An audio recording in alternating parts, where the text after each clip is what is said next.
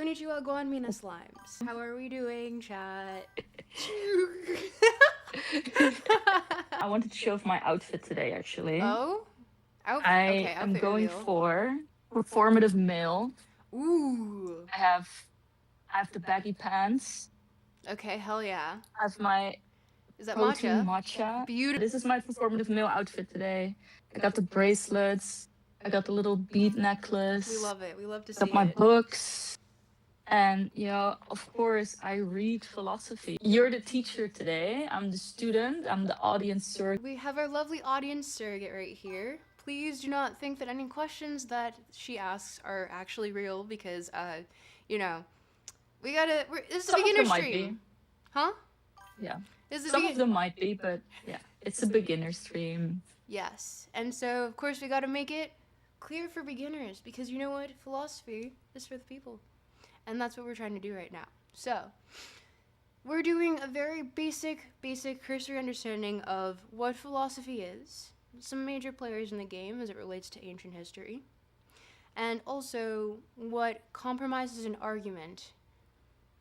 So, we're hitting those three things. Get this. We're following the first ever philosophy textbook that I ever had. We're going back to the literal roots. And you don't need to know all about German idealism to understand what makes an argument. We're going to be talking about deductive and inductive arguments because those two are probably the most basic that we can get. We're going to stick with extremely easy definitions, such as premises and conclusions, which make an argument. So, what is the curriculum today, Professor? Well, we're obviously going through the quest for understanding. Know the practical and theoretical benefits of studying philosophy. Take inventory of your philosophical beliefs. This one's kind of important because, when you understand that there are different philosophical frameworks that you can think through, one should take into account what philosophical frameworks and beliefs that they're currently holding that they may not be aware of. And also Okay. logically follow them to their conclusions and see if they still hold true or if they were just adopted very early on. Or not even early on, just kind of adopted without really thinking. The purpose is to think and wonder why you are thinking the way that you are. Okay. And know the four main divisions of philosophy. We're going to keep it to four major for the purposes of this book. Okay. And what kinds of questions they examine. Understand why Socrates declared that the unexamined life is not worth living. Explain how the Socratic method and how Socrates used it in search of understanding. Relate how Socrates showed Thrasymachus. Explain how reductio ad absurdum arguments work. Define argument, statement, conclusion, and premise. Know the two conditions that must be met for an argument to be good. Good being subjective here. We don't usually call arguments good. Define a deductive argument versus an inductive argument. Valid, sound, cogent, strong, and weak. Understand the inferences. And that is all we're going to do this stream. What is philosophy? Philosophy is the love of wisdom. So we're essentially trying to understand and it functions throughout history as we have our basic understanding in Western philosophy as, we have the big three. So we have Socrates, Aristotle, and Plato. So you learn about usually in every single philosophy class. The Trinity. The Holy Trinity, except they were all pagans and probably should have been burned at the stake. Yeah, no. No, they regularly invoke Zeus and stuff in their works. So it's really, it's quite interesting. But we're using the philosophical method, and probably we'll be using a lot of the Socratic method here for examining why we think the way that we do. So, for years, we have great minds like Aristotle, Plato, Confucius, Descartes, there we go, Aquinas, Sartre. No. But amateur philosophers like you, audience, have also used it, and will continue to use it. You probably do philosophy without even really thinking about it, but we're going to add structure to that for you. Okay. And philosophy is not just about ideas, it's about fundamental ideas that other ideas depend upon. A fundamental belief logically supports your other beliefs and more beliefs. So think about your belief or disbelief in God. Your beliefs Hmm. about Hmm. morality, where do they stem from? And what makes up the philosophy of your life? One of the major players, Greek philosopher Socrates. I want to say he's my boy, but I won't stand up for everything that he said. I will say Plato's my Of course, of boy. course. Everyone says problematic things, Yeah, I mean, Aristotle's a little bit worse especially in the about ye it. old days. Aristotle's a little worse about it. But Okay, Socrates, okay. we got our boy here, literally took it to the grave. He was kind of like held on trial as being someone corrupting the youth because all he was doing was going up to people and being like, why do you believe that though? I'm only curious. Hmm. So like it'll in a sense kind of like trolling but also like genuinely just inquiring and like being curious but also not having a problem just like Okay. taking someone down a step. Hmm. So he Sounds like he was rage baiting a little bit, maybe. he might have been rage baiting a little bit. We can examine that. We can examine that, and we can also we can. The thing is that he is nothing if not a man of his word because when he was told, "Hey, you can either be exiled or executed," he was like, "Give me the fucking poison, bro." Whoa. Okay, And that's hardcore. also on top of that, Um, he refused to write anything down. He was a staunch proponent of learning oral history. And he was like, these damn kids and their fucking scribes writing written language. What the fuck? So, This new technology of writing this new is corrupting the technology, just youth. memorize it. Use your brain. Exactly. So, we Interesting.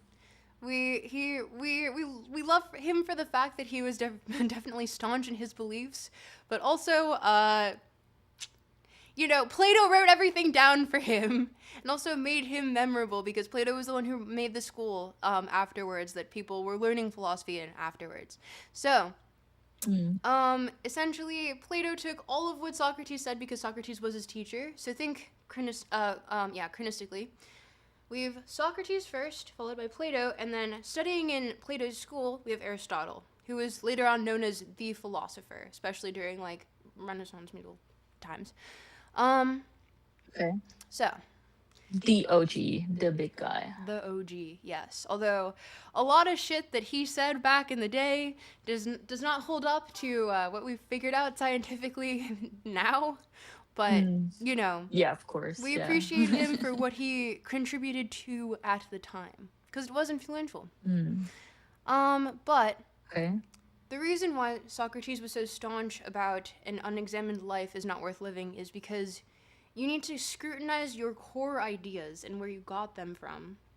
Like, say, your Okay. belief or disbelief in God, and think about why you have these ideas. And logically, if you were to pursue them down to, why do I believe in God?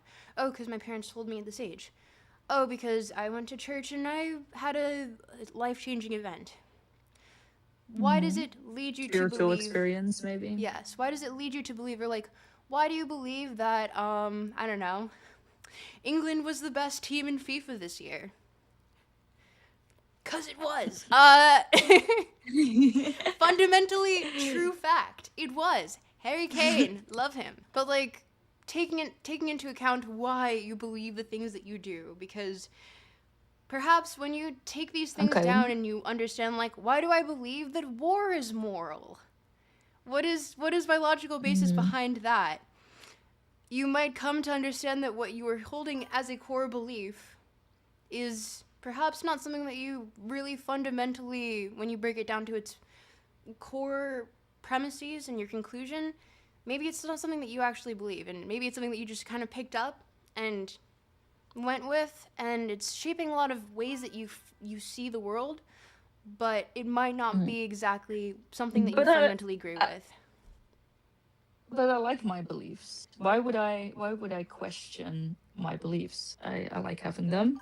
You can like having them, but why do you like having them? Hmm. Because it provides a stable life for me. I have Stable these sense of things, I self. stick to them, Hey, and I don't philosophy. like questioning it. It's a love of wisdom, curiosity, the Ah, beauty of it, understanding, hmm. Okay. Finding truth, maybe. finding truth, yes. Getting closer to it, at least. And truth is something that we have still yet to define realistically. Well, there's a Mm. lot of arguments about it, but you know what? Fundamental argument to philosophy is what is truth? Is it subjective? Is it objective? Is it intersubjective? We don't fucking know. We have yet to agree upon this thing, but we love arguing about it, which is also a great part of philosophy, you little debate lord. Do philosophers ever agree? Yeah. Sometimes they can, oftentimes they don't. But humans wonder. That is kind of what we always do. For it is, Mm. as the great philosopher Aristotle says, for it is owning to their wonder that people both now begin and at first began to philosophize. So for people, the quest for understanding through philosophy is a spiritual transformative endeavor and an ennobling pursuit of truths at the core of life. So Whoa, okay. So philosophy is a religion? yes, welcome to the cult. Welcome to the Welcome cult. to the cult. Nah. You can use it to examine religion. Depends on how you want to define religion, because there are different people that go back and forth about that. There goes the philosopher. Okay, okay. Yeah, sorry, I had to add nuance. Oh no, there's going to be so much nuance. Don't ask me questions that add nuance, because I'm going to scare the beginners. Mm.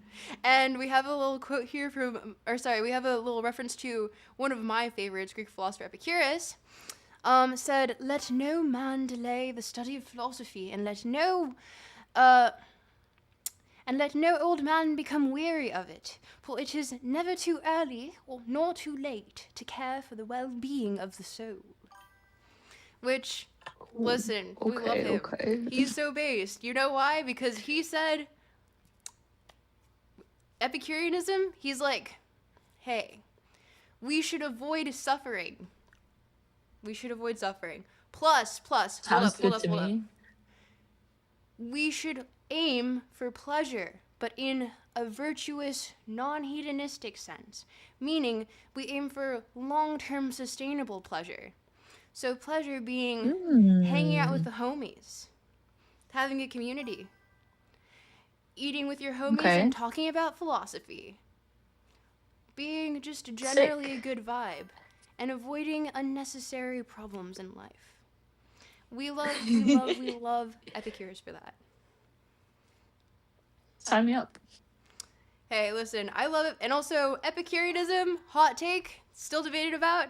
I will tell this to any Stoic, any like Stoic who has read a lot of Stoic philosophy fundamentally.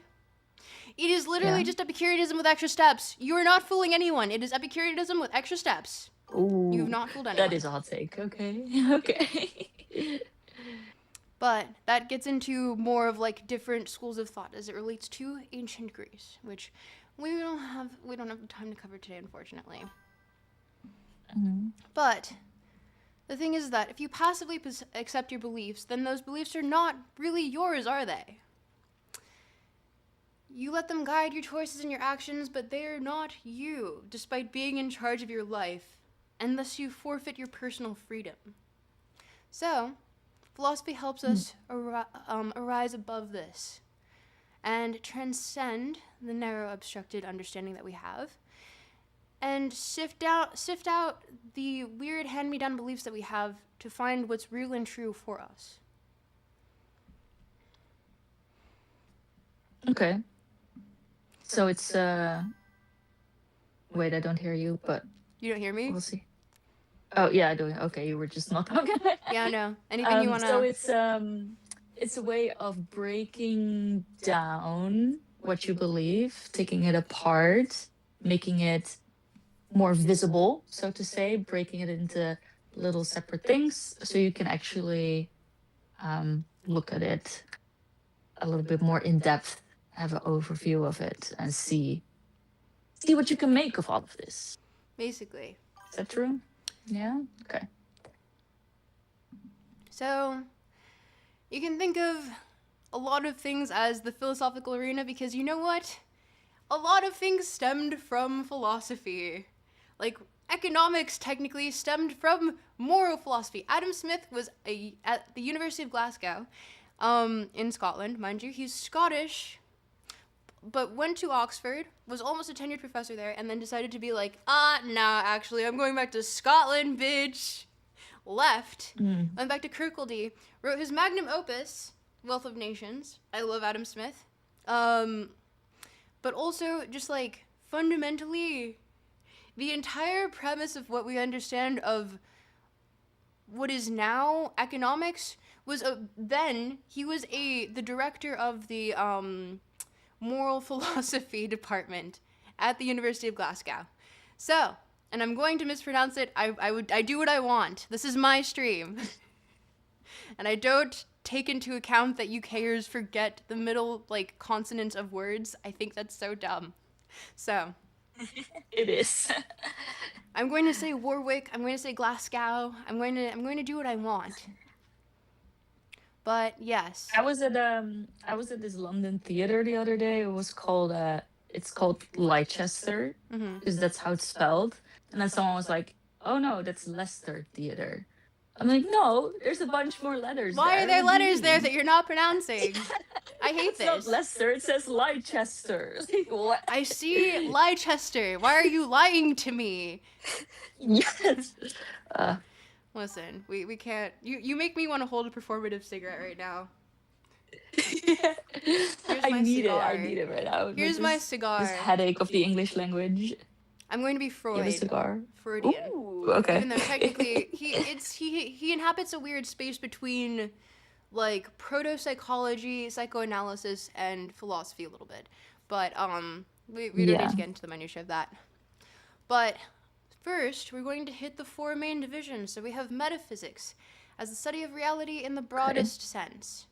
So questions of interest are going to be things like, does the world consist only of matter, or is it made up of other basic things such as ideas and the mind?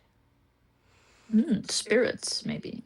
Is there a spiritual ideal realm that exists beyond the material world? Plato's works. Okay. Is the mind the same thing as the body? So that's encompassing what would be inquired in this the arena of metaphysics. It's a division, branch, if you will, but metaphysics. So it's like this department of philosophy asks questions around this, about the nature of the world. The metaphysical. Okay. So the material versus what might be immaterial, but what are we considered? Do they exist? How do we want to prove their existence? What do we like? Also in this realm is, does God exist? Can we how can both good God and evil exist simultaneously? Which is a question that is very consequential in understanding the morality of God, because how can you have a God that does not want evil to exist as well as evil exists in a world created by God? But hey, that's not this lecture. That is not this lecture. No, moving on. Yeah. But okay. So we have here very easy breakdown right here. Actually, love this textbook.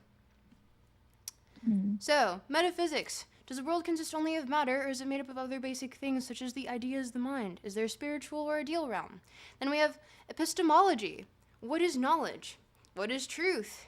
Is knowledge possible, and can we ever know anything? This leads into Descartes, so you say it in English. Sorry for Vaughn watchers. French is my first language. I'm bad at it now, but sometimes I still switch into it without thinking. Your French is good. Mind you, You can just say Descartes. French. I mean, huh? Descartes sounds wrong to me. It also sounds wrong to me. You can just say Descartes. Descartes, yeah. Sounds like a bit like Descartes. Is the... Huh? No, it's like it sounds like okay, like oh okay, Descartes. D'accord, yeah. Um, um, how so does epistemology is the study of knowledge?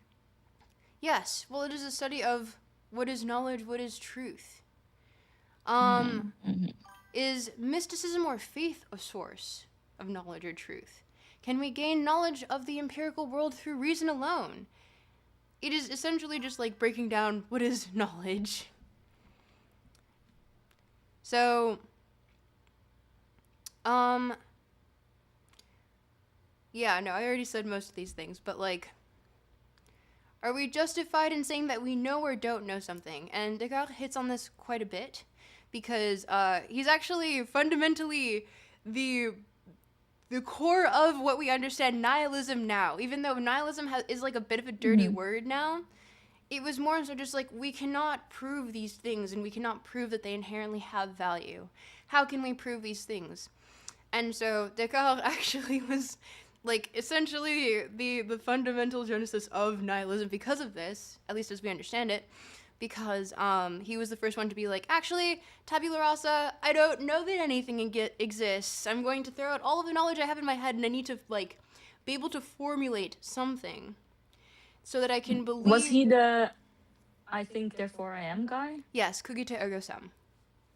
Yeah, okay. Yes. So it's like I think therefore I am, but all other things we cannot know. Yes. Although he does go more through meditations after that, but we'll save that for we'll save that for another lecture because we'll go on a really long rant about it. I'm already kind of going on a rant about it, so we'll save it for later. But we have axiology, which is study of value, including both aesthetic and moral value. Aesthetics is a branch of philosophy. I need you to know that. I really like aesthetics. I need you to know that I really like aesthetics. Aesthetics as it's a not branch. just Tumblr girlies using the word aesthetic. It's crazy. No. You can see things for their aesthetic value. But also, it's like the moral value known as ethics. So ethics involves inquiries into nature of moral judgments, virtues, values, obligations, and theories. Questions encompass things like, ooh, that didn't happen.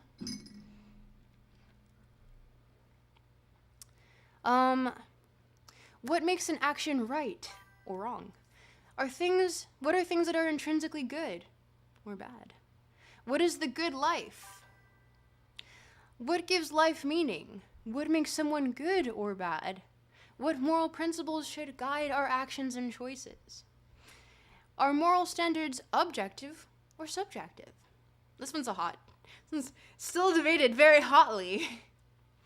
Is an action right merely because culture endorses it? Does morality depend upon God? And what makes a society just? I like how yes, we love the performative reading. Let's go. Let's go. I'm reading my book upside down, like I'm looking for girlies at the beautiful. cafe. It's so beautiful. Listen, we need this energy. And then logic is the study of correct reasoning. Okay. Questions of interest. What are the rules for drawing correct inferences? What is the nature and structure of deductive arguments? How can propositional or predicate logic be used to evaluate arguments? Upon what logical principles does reasoning depend? Logic is kind of my shit. I really like modal logic. Do not ask me to do anything in modal logic because I will go on this really long tangent about all these symbols. Because when you go through logical proofs and shit, especially more complicated ones as it relates to like S4 and S5. It's just my shit. It's my shit. I really like it. Don't ask me. Me too. Yeah, it has its own script, right? It's like its own language. True. Tuxedo Mask. Thank you for the super chat. Tuxedo. Thank you. Yes. Okay, so we won't go into modal logic, but we will go into very basic logic later, right? You'll explain all these words that were just on the screen. You'll explain it. I'm here to help you with the study of correct reasoning with logic, which is what logic is. In addition to these divisions, there are subdivisions of philosophy whose job it is to examine critically the assumptions and principles that underlie these fields. We have the philosophy of science, the philosophy of law, the philosophy of mathematics, the philosophy of history, and the philosophy of language, including later on, some of these things include what would later be like economics, politics, Mm. even, mathematics, Pythagoras, philosopher. What a concept! It literally, math stems from philosophy, and logical proofs still have that mathematical aspect to them that you can see how it kind of like one predates the other and kind of influences the other later on. But math started in philosophy, as most things start in philosophy. Those who know this anecdote from Wikipedia, every time you click on the first link in a Wikipedia article, it will always bring you back to the page for philosophy. So if you just keep doing that, and you can pick a page, whatever page, pick a page, any page. Click on the first link to another Wikipedia page, it'll always take you back to philosophy. Allegedly. Have I done this myself? Yes. Has it worked? Also yes. But, maybe there's a page out there that doesn't do that. Who knows? But, business ethics is my favorite oxymoron. Hey. I mean, economics in itself is essentially just moral, because the question economics poses fundamentally is, how do we allocate scarce resources, finite resources, to an infinitely growing population? Moral philosophy asks this. And it is a question of ethics. And you know what? Business is about the same. We're getting into the weeds here. It's where we get into the nuance, that gray area. I will say I love the gray area. It's where it's just we have all these discussions that are really what I find enlightening. And when you have those like light bulb moments, it's just like, yes, let's go. That's my shit. So, yeah. For Philosophy 101, it's going to be kind of difficult, all these gray areas, but yes, I'm sure I can get some unnuanced answers out of you today. You will need to literally grill me for them at times, and if you see me going on a little rant, you are more than welcome to tell me to shut up. I'll try. I trust you. But there's no better way to understand and appreciate the philosophical quest for knowledge than to study the life and work of Socrates, one of philosophy's greatest practitioners and most revered figures in history. Socrates wrote no philosophy, famously, but we know his thinking through his, and character through his famous pupil, Plato, who portrayed him in several dialogues or conversations, notably in, I never say this word out loud, Crito and Apology. For 2.5 millennia, Socrates has been inspiring generations by his devotion to philosophical inquiry, so much so that he would go out in public and kind of grill people on the basic fundamental premises of which they believe and have them like question this, and they would get so pissed about it they would later put him on for trial of like corrupting the youth. And he would just double down and be like, yes, I do believe that fundamentally it is virtuous for me to ask these questions because we're getting closer to truth. And when they were like, hey, you can either take a hike or you can drink poison, he was like, I'll take the poison. He literally like just doubled down on that. That's a big boss move. Yeah. That's a big boss move. But why did he ask so many questions? He said that an unexamined life is not worth living. So to him, when you don't examine what you hold philosophically as belief, you are not living a life that is essentially yours. It's not your true, for Socrates, an unexamined life is a tragedy because it results in grievous harm to the soul, a person's true self or essence. The soul is harmed by lack of knowledge, ignorance of one's own self, and of the most important values in life, the good. But knowledge of these things marks the soul's excellence. Clear sign that a person has an unhealthy soul is her exclusive pursuit in social status, wealth, power, and pleasure, instead of the good of the soul. The good of the soul is attained only through an uncompromising search for what's true and real, through the wisdom to see what is most vital in life. So he would essentially see two people, and if one of them is unabashedly examining their most fundamental beliefs with curiosity, pure curiosity, and being like, why do I hold this? From a very rational perspective. Why do I believe that this is how I should view things? Or why do I believe this to be true? He would see that person in higher esteem than someone who just does things because society has demanded that of them or kind of implied that of them. We know. Yeah, it makes me think of this quote. I have no idea about who this is by, but it's kind of like,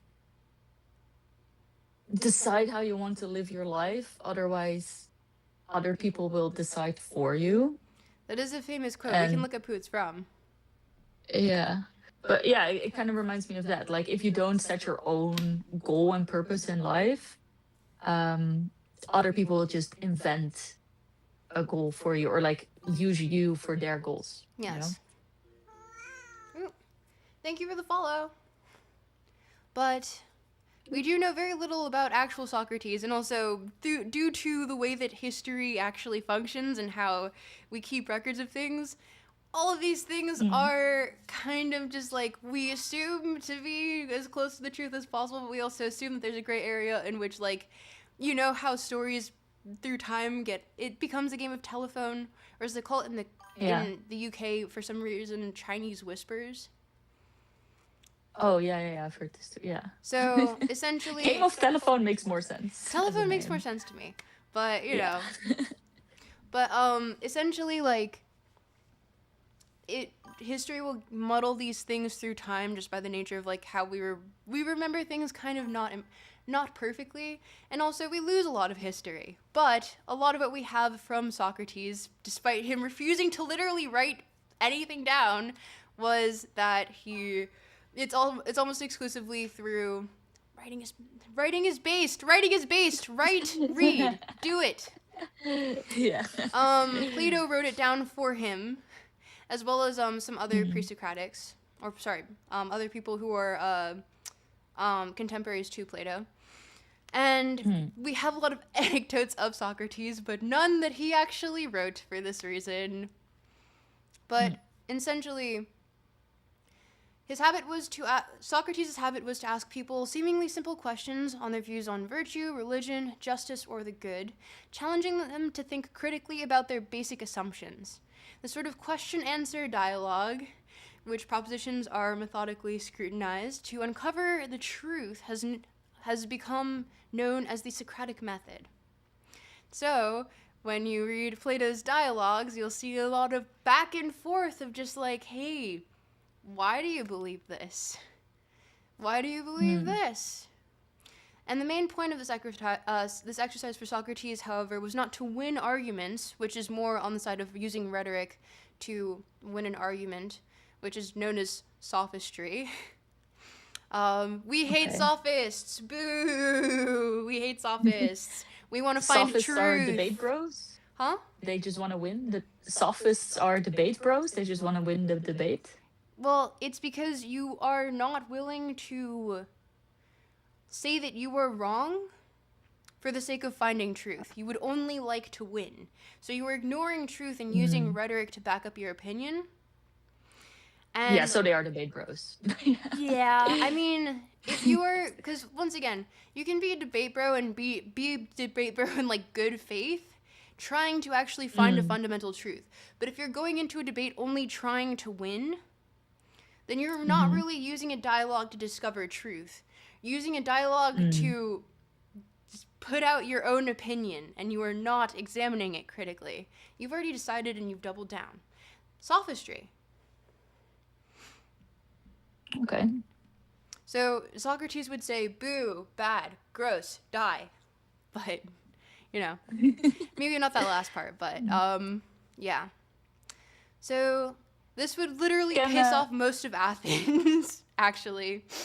And he would humiliate quite a few of, like, the upper class of Athenian society.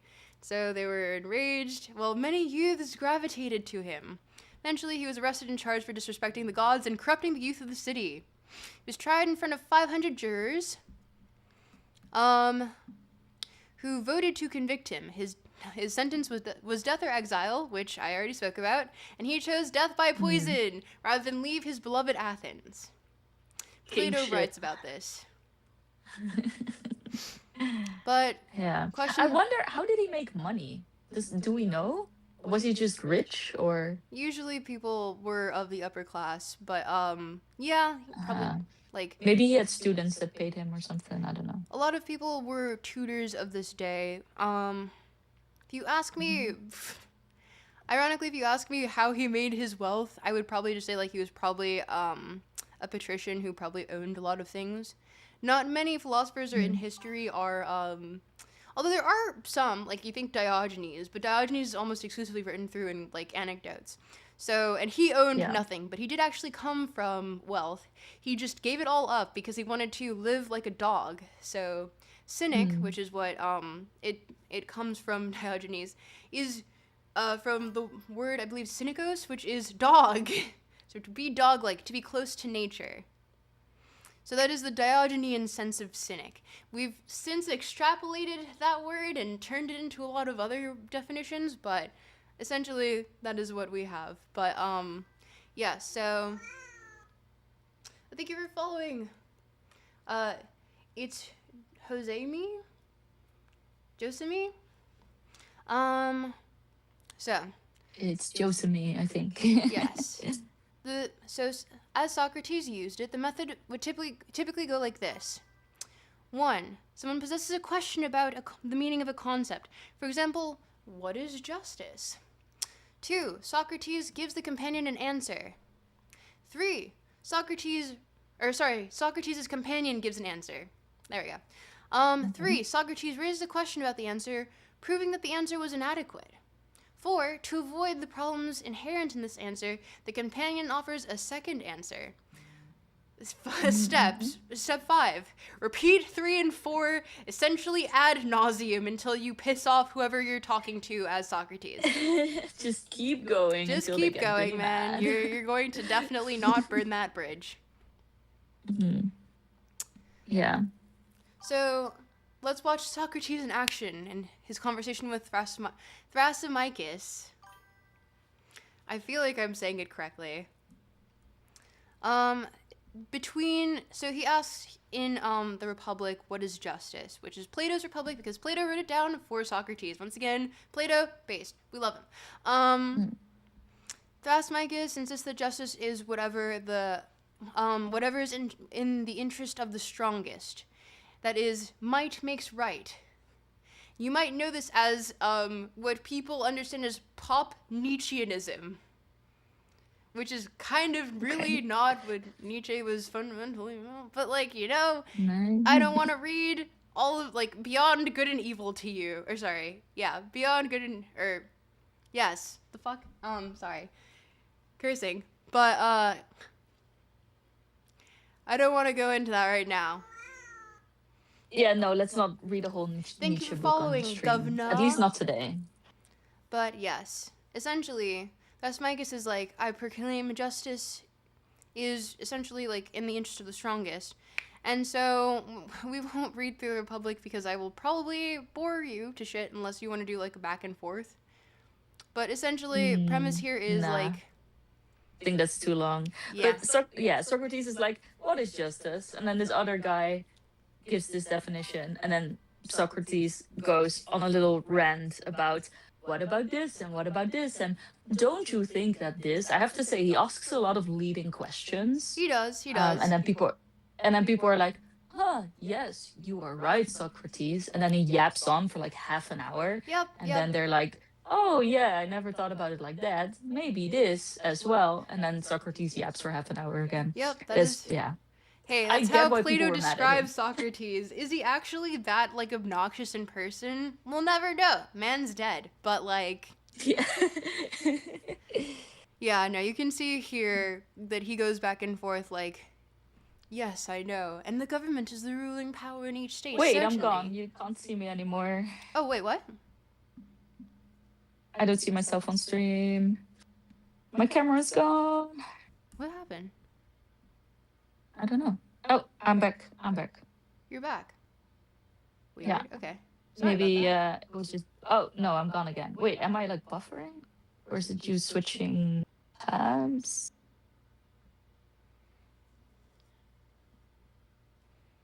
that. Improvement Hacker I says, think we're but good. guys, Ubermensch means Superman. He literally called his book Will to Power.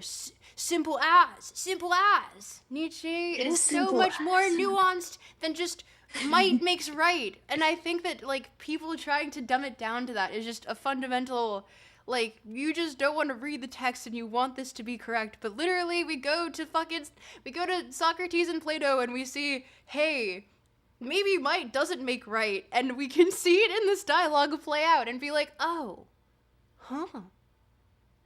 Mm-hmm. But, let us continue. Astonishment is the root of philosophy. Paul Tillich. Let's get to some. What was the next thing we're gonna do? Statements and stuff already, or Yes. Also, we can quickly history hit of argument. We can quickly hit some pre-Socratics like Thales. Okay. Empedocles. Parmenides, favorite of mine. Also referenced quite often. Also, I have to read through Parmenides quite often for when I'm researching Greek history. Or Greek myths, I should say. But Socrates uses this famous question answer to prove to Thrasymachus' definition of to prove that Thrasymachus' definition of justice is wrong. In particular, he applies a common form of argument called reductio ad absurdum. The basic idea and behind what is that? The basic idea behind it is if you assume that a set of statements is true, and yet you deduce a false or absurd statement from it, then the original set of statements as a whole must be false. So in the preceding dialogue, Socrates says in effect, let's assume that Thrasymachus is right that justice is whatever is in the interest of the powerful, and that people are just if they obey the laws made by the powerful. It is clear, however, that the powerful sometimes make mistakes and demand obedience to laws that are not in their best interest. Cough, cough, dark enlightenment, cough, cough, Curtis Yarvin. Literally, just fucking read the fucking dialogues again, man. Holy shit. But, like, you know, gotta return to your base knowledge every so often. You do forget it. And we're humans, it's normal. I will still shove Curtis Yarvin into a locker. But, it's where he belongs. It's okay. I'll bring him He back does here. belong in a locker. Yeah, I agree. We actually could though. Like. Yeah, we could. We will stuff him in a locker. Just listen. You want to be shoved into a locker, dude? I got you. So if Thrasymachus' definition of justice is correct, then it is right for people to do what is in the interest of the powerful, and also a right to do what is not in the interest of the powerful. This idea of justice then leads to logical contradiction and is therefore false.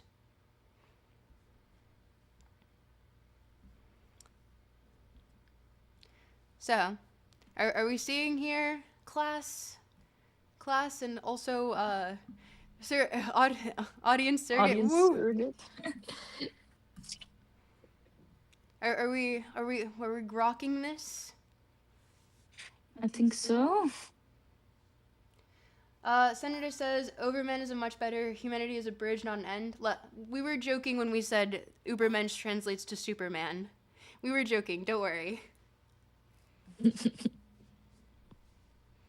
OMG, EU-friendly stream on my birthday. Happy birthday, Darius! Happy birthday! Happy birthday to you! Happy birthday to you! Happy birthday, dear Darius! Oh wait, hold on. Happy birthday to you! Happy birthday to you! And many more. But, maybe Darius might be 99, we don't know. Ooh, well, I mean, if at that point, maybe you just want to, 120. like, tap out. Thanks, my pirate kings. Anything for you, Darius. Pythagoras was a Phoenician and studied under the Persians of Babylon and Egypt, moved to Greece. Moved to Greece, exiled to Italy, martyred for sacrifice, math. Eureka! Yes. Also studied under famous woman. that he regularly quotes, but we won't acknowledge the fact that people like Hypatia of Alexandria exist, because so long as we acknowledge female philosophers predate a lot of modern philosophy. She was also known as a pagan and also killed by the later Christian population. But whoops. Whoops, we do that a lot. Oopsie doopsie. The Christians do be doing that, sorry. Yeah. But you know what? We've Christians have come a long way since, well, a lot of Christians have come a long way since then. Yeah, luckily. We don't need any more crusades. No, we're good. We're good. But let's do some thinking philosophically now, shall we? As we have seen, to think philosophically is to bring your own powers of critical reasoning to bear on fundamental questions. When you do this, you're usually clarifying the meaning of concepts, constructing and evaluating philosophical theories, or devising and evaluating logical arguments. Philosophers provide reasons for thinking that their ideas are plausible, that is, they give us arguments. Moving you across screen again. Okay. And if we are to believe what they say, it should be because there are good reasons for doing so. Likewise, if we expect intelligent people to accept our philosophical views, we must argue our case. Why do law students take so many philosophy courses? Oh, I wonder why. As someone who essentially kind of studied pre-law, I studied international relations, but yeah, I had to take a lot of philosophy. So, yeah, you get into a lot of these. So, here, we get into... Because as a lawyer, you need to make arguments, right? The ethics of it. So what is an argument? What is an argument? What is an argument? Are you asking me? Are you asking me what an argument is? I am. Okay. Well, let's not have this guy on screen just yet, but... As you might have guessed, the term argument does not refer to heated disagreements or emotional squabbles. At least not in... maybe in like the layman sense, but an argument in philosophy is a group of statements in which one of them is meant to be supported by the others. So it is a statement, or claim, is an assertion that something is or is not the case, and therefore the kind of utterance that is either true or false. In an argument, the statement is supported, the statement being supported is the conclusion. So, okay, we're branching off here. So argument is a group of statements, right? We're getting the umbrella? Okay. And then, a type of, we'll put it as two types of statements. Technically, there are more. I'm not going to bog you down with that this time. But... Wait, give an example of a statement real quick, like very simple. The sky is blue. Okay. So that would be a statement, and then you can use that to build an argument. Yes, or it can be my conclusion. But a statement can be a conclusion or a premise. Plural of premise is premises. Plural of conclusion is conclusions. For people whose first language is not English or not like natively English speakers, I don't know. But premises are meant to provide good reasons for why a conclusion might be true. So premises, two different types of statements. Premises, conclusions. They're technically more, but we're keeping it right here. And then premises are meant to prove a conclusion. Okay. So, good argument gives us good reasons for accepting a conclusion. A bad argument fails to provide good reasons. In philosophy and in any other kind of rational inquiry, taking a sip of non-sponsored soda.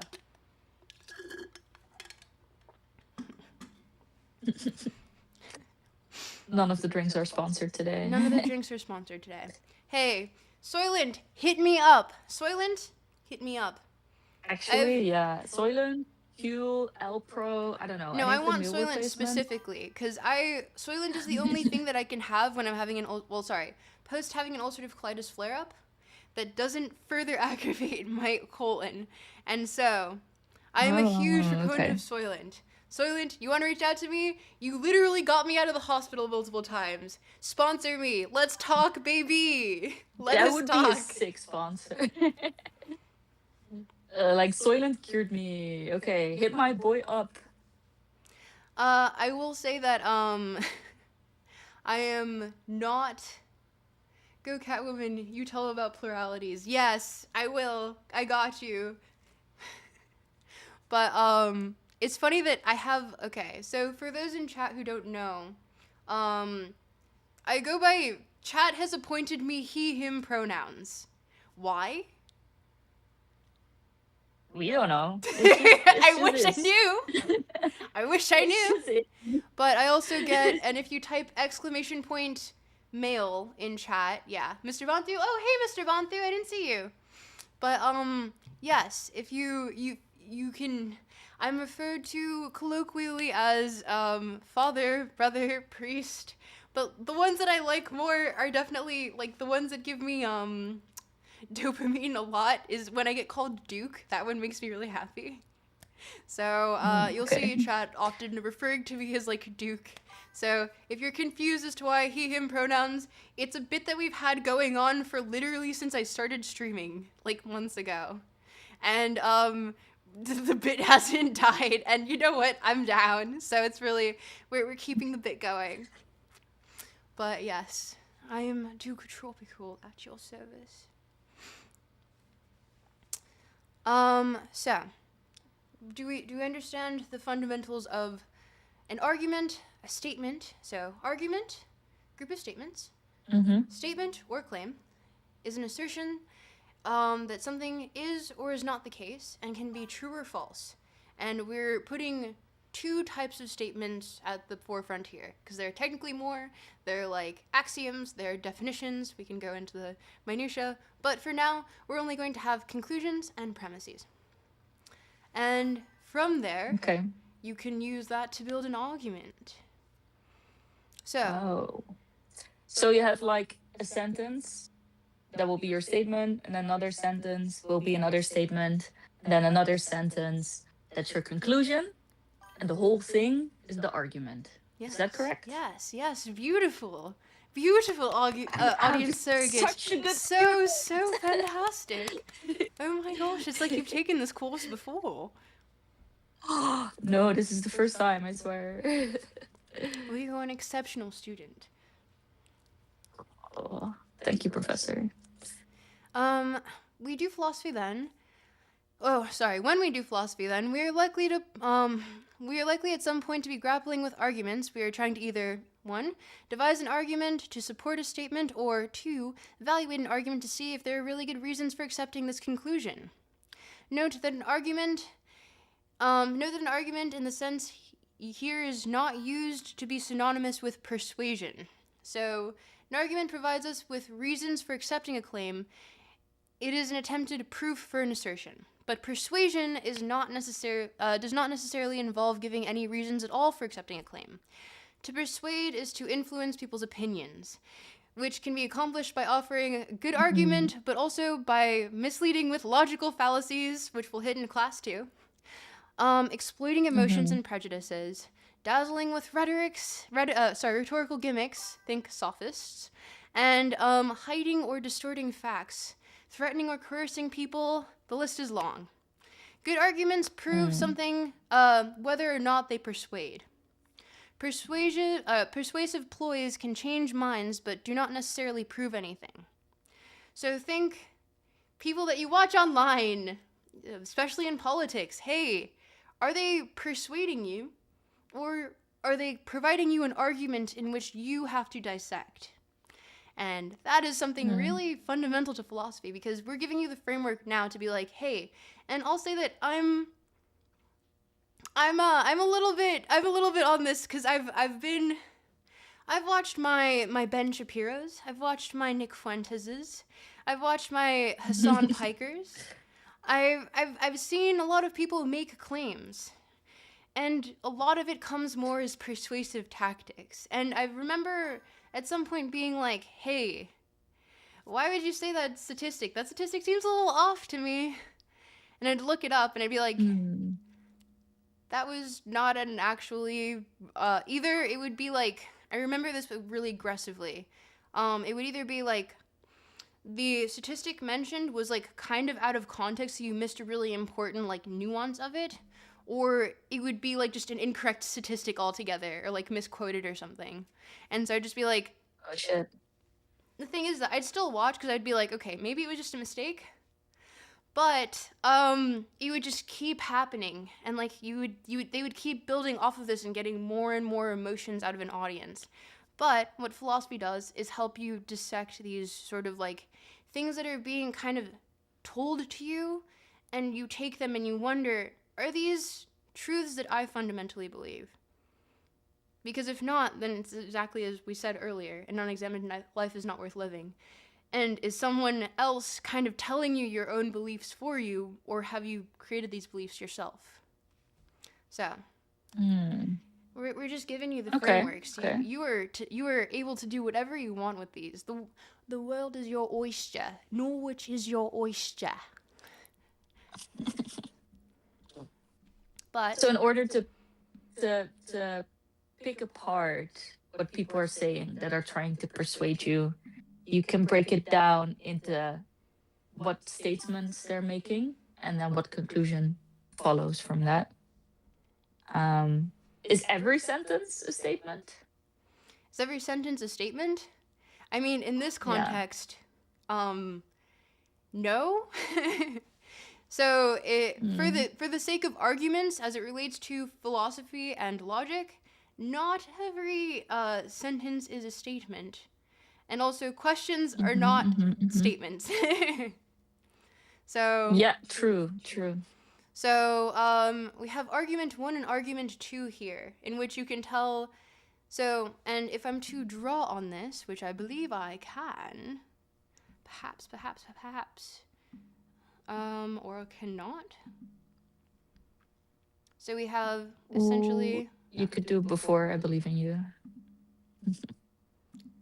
Your head might be blocking your drawing a little bit. Oh no! I'll get out of the way. Oh wait, come on, let me do the thing. Oh, this is highlighted. Scroll up maybe a little bit. Can I not write? Oh no. Text, speech bubble, signature. Oh, interesting. Huh.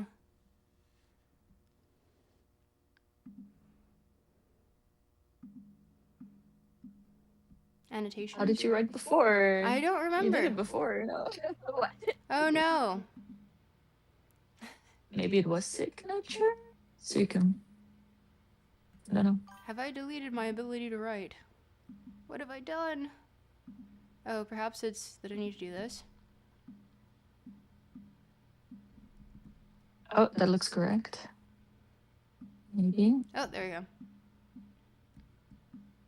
go. Let's go. I'm just gonna type. So you have P1.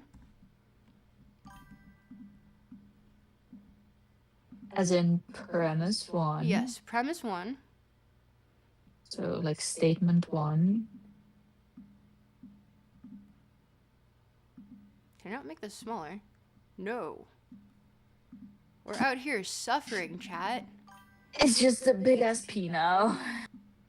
P1. P2. Can a premise be false? Are you jumping ahead? Oh, am I? Sorry. No, you're not. I mean, technically you are, but like we're not mad at you. We love you.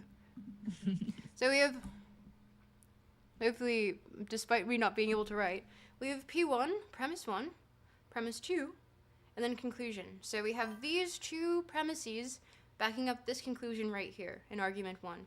And argument 1, we'll get to in a bit, will be a deductive argument. Yeah. as opposed to this one, which Yeah. will be an inductive argument. Wait, I wanna say this real quick. Yes. So this is just an example from the textbook, all right? And this textbook kind of on purpose uses controversial examples. Yes, So yes. And you know what? just to get it out there. It's to get, this is why all my notes are physical. Hey, I can't show you my physical notes on here, unfortunately. Or else, also, you would go crazy. Oh, Yeah. politics in chat.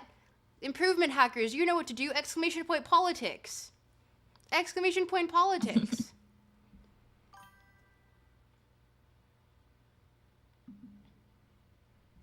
And then here we have, actually, ironically, the conclusion coming first.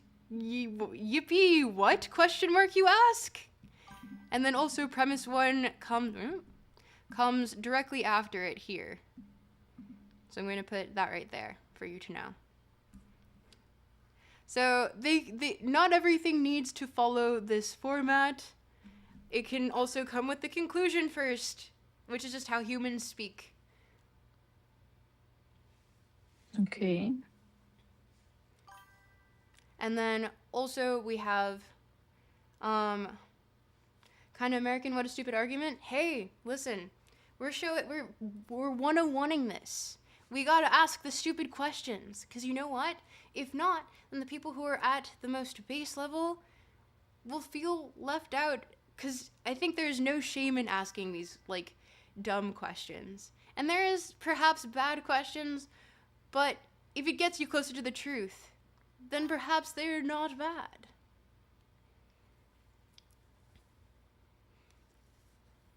Exclamation point politics, let's go. Yeah, look in chat. Yeah, they did it. But, alas. All right, let's keep going. We have P1, we have P2. What is all this? So, explain. America, explain. America, explain. Why Arkansas and not Arkansas? Oh, sorry, why Arkansas and not Arkansas? Yeah. But we have, it is wrong to take the life of an innocent person, as premise 1. We have 2, abortion takes the life of an innocent person, which is premise 2. Then we have conclusion, therefore abortion is wrong. Now, this can be contested. And you know what? Mm-hmm. It also lacks what I would say would make an argument here more effective, which is definitions. But we're not getting into that right now. You know why? Because I will literally I will drive you insane. You will hate me. But we do almost always define things. So to take the life of an innocent person, we need to define innocence here. And we also need to define personhood. So in another argument that would be more robust, you would have a definition section which you define what innocence qualifies as. So is innocence someone who has never been accused of a crime in general? Is innocence someone who has never been formally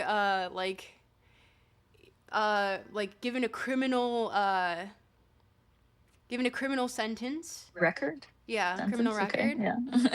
Is innocence only in the sense of Christian morality? You know, we need to provide definitions for these things, because if not, we are not on the same page. We all have different definitions in our heads as we're thinking. So we need to, or else we get into what we call a semantic argument. And then we get into an argument in which we don't understand what the other person is talking about because we're going back and forth on definitions. But we need to define innocence, and we need to define personhood. Is personhood sentience, sapience, salience? Does personhood require a specific race? Does personhood require a specific biological sex? These are all things that have changed throughout history as well. So, or any biological makeup, maybe. Yeah, exactly. Does it require carbon? I don't know. If it moves, if it grows, is it a person? If it thinks, if it is cognizant, if it is sapient, is it a person? Because technically we have animals that are also in the realm of what we speculate might be sapient. And also there's the idea of like a pea zombie, but then I'm not going to get into that because then I'll go on a tangent again. So, for the sake of this, personhood is required. So for this is just an argument, and this is what an argument looks like, right? Yes. So sorry, got into the weeds there about definitions. Definitions are usually also a part of arguments, but for the sake of simplifying this, we're not doing that right now. We're not This is doing that right lecture now. 1. And then There will be more lectures. There will be more lectures. There will be more lectures. And I do love definitions. That is something that I do like. And then abortion takes the life of an innocent person. So, essentially, we're making statements here, and we're saying that this is the case, and because we are saying in a statement that this is either the case or is not the case, they can be proven true or false. So, it's wrong to take the life of an innocent person. Abortion takes the life of an innocent person. Therefore, abortion is wrong. That is argument 1. This is an argument. This is the form of an argument. Okay. What the context is here can change. It can also be like, dogs are mammals. Archie is a dog. Therefore, Archie is a mammal. That's also an argument. Makes sense. Yes. Makes sense. Do arguments have to convince people? Arguments do not need to convince people, but they tend to if you are convinced by an argument, it usually is because it is good. But they do not need to persuade. Persuasion can happen through, because you can present something that is logical, but someone can disagree with it nonetheless. Once again, humans are emotional creatures. But, yeah. Je ne pense pas, donc je ne suis pas, says Improvement Hackers. So real. But, okay, and then an argument 2, we have what will be later defined as an inductive argument. God does not exist starts out with a conclusion first, so we're already getting a different format here. And then P1 is, after all, most college students believe that that is the case. So, inductive argument, and let's define these two things, yeah? So, this is going through why something is supported or not supported, but we'll get back to that. So we have indicator words. And so zeroing in on what are conclusions and premises can be a lot easier if you keep an eye out for indicator words. So indicator words for conclusions are consequently, thus, therefore, it follows I need my that. pipe for this. Your pipe, I need my pipe for these fancy words. Consequently, I have thus. my glass tube that also disappears once I hold it here. Never mind. I just have my...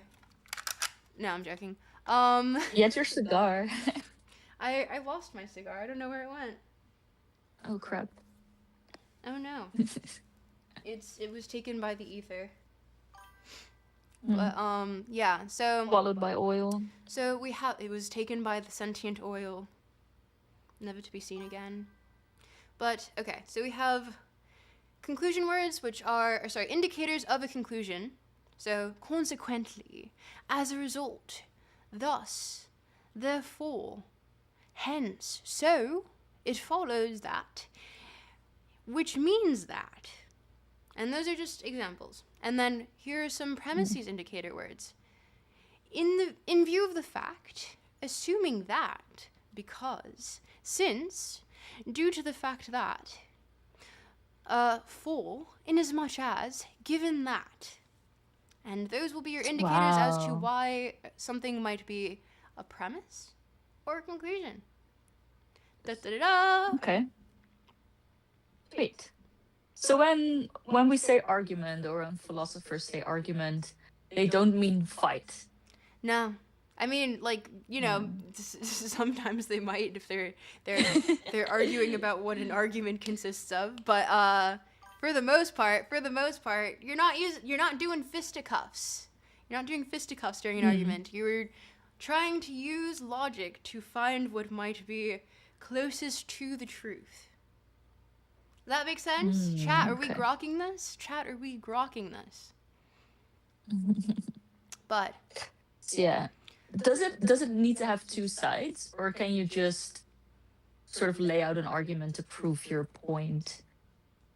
And it doesn't need to be like two people arguing.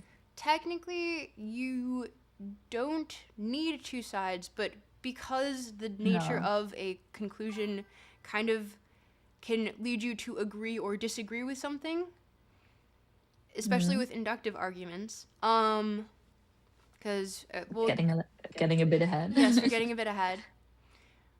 It will consequently you can agree and disagree. Therefore, it can cause two sides to appear, or perhaps more.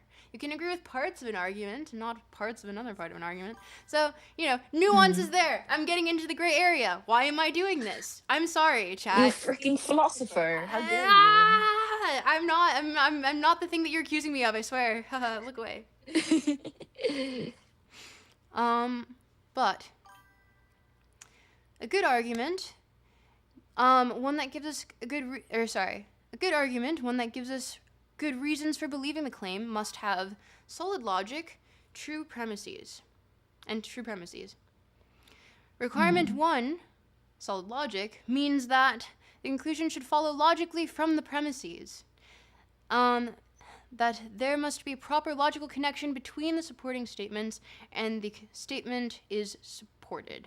So we'll get into, in class 2, we'll hit logical fallacies, one of my personal favorites, because especially if you know your logical fallacies really well, and when I was in courses, I had to know them like the back of my hand, because I was given I would be given lists and lists of arguments, statements, and it would be like, what logical fallacy is this?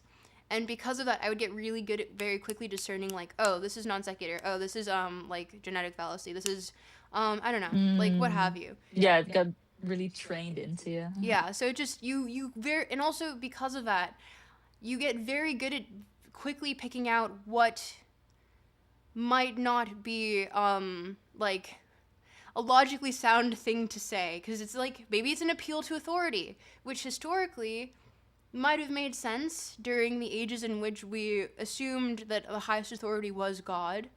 But, Nietzsche, since the death of God, we now do not tend to do appeals to authority as much, and we kind of view it as a logical fallacy. So, yeah, there's that as well. But and also there's things like bandwagoning / appeal to popularity. There's all these different types of logical fallacies, but I'm skipping ahead. That's a teaser for next time, actually. So let's get into what types of arguments we'll be talking about here. So we have deductive arguments, which are intended to give logically conclusive support to their conclusions, so that if the premises are true, it should follow that the conclusions are also true. Okay. Argument 1 is a deductive argument and is therefore supposed to be constructed so that if the two premises are true, its conclusion cannot possibly be false. Here is its structure laid bare. So we'll ignore argument 1 because it is a little, that's a hot topic. And let's go to Henry, the mammal example that I gave. Or perhaps we have a better one. The one with the dog? I'm gonna go to my notes really quick. Sure. I'll distract the audience with this lighter I made while you do that. Please Look do. at this. Show them your lighter.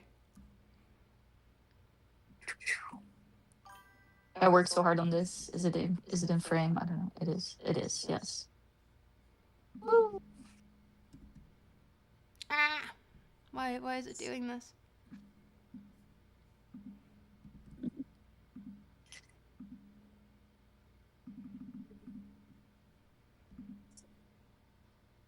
I also have this male performative one. I can totally see some crop top wearing man reading philosophy books upside down, carrying a lighter like this. To be just fair, to impress the wearing girlies. crop tops is kind of based. It kind of is. It kind of is. I will say, if you are comfortable enough in your own body to wear crop top and also short shorts, as someone who's very masculine or just masculine, like, that takes a lot of bravery, but also not bravery in the sense of like, oh wow, you're so brave, but bravery in the sense of just like, I don't give a fuck and this is just who I am. And I think that's like kind of just actually really cool and appealing. So, yeah, that's my take on the matter. But, okay. Okay, well, I respect that. So, the premises are true. Oh, I can't make this bold. Can't make this bold. Oh, boo-hoo. That's awful. I don't like that. Not at all. Valid deductive argument is one whose logical structure or form is such that if the premises are true, conclusion must also be true. In a deductive argument. So, a sound argument is a valid argument with true premises. So, and this is only, so, also making a distinction here, deductive arguments are defined by being valid or invalid, and also defined by being sound or unsound. So when you are looking at a deductive argument, you are only analyzing whether or not it is valid or invalid, and sound or unsound. Because you can have a valid argument that is unsound, but and also to have a sound argument, you must have a valid argument. So you can never have an invalid argument that is also sound. Okay. It is necessary for it to be valid, for it to be sound. Yes. And you'll explain what those two things are later. Yes. Okay. But for the purposes of argument 1, we'll say, Socrates is a man. All men are mortal. For premise 2. Sorry. Premise 1, Socrates is a man. Premise 2, all men are mortal. Conclusion, therefore Socrates... Is this the note that you put on screen? Because yes. I cannot read that note right now. Oh, no. I see like a third of it. Oh, no. Okay. Yes. Okay. Let me take out a good portion of this. Because I'm covering it and chat is covering it. Ah, yeah, that would not be helpful. You need to move it towards yourself. Yeah. Here, chat. Can you see that? Partly. Yes, that's better. Yeah. What are you people saying in chat? I don't know. Are you being good? Chat, are you being good? Holy? Are you being divine? Pure? Divine. Yes, but the truth is for dummies. Banthu says yes. I trust Mr. Banthu. So. Usyk Lighter says, get sad and stuff.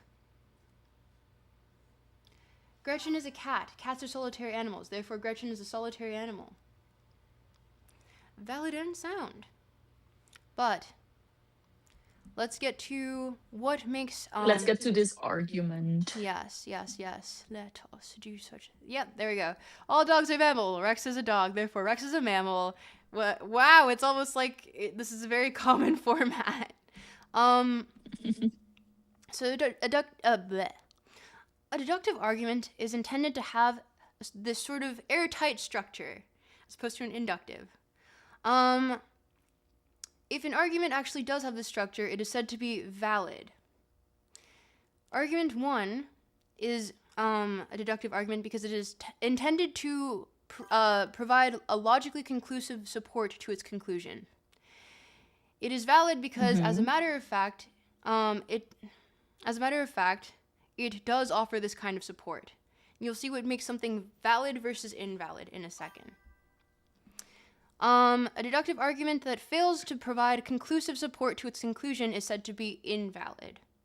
So if it fails to provide conclusive support for its conclusion, the premises fail to provide conclusive support, it is said to be invalid. Chat, okay. Do we get so that? This is about the structure of the premises and if they follow from one another to the conclusion. Yes. Right? Yes.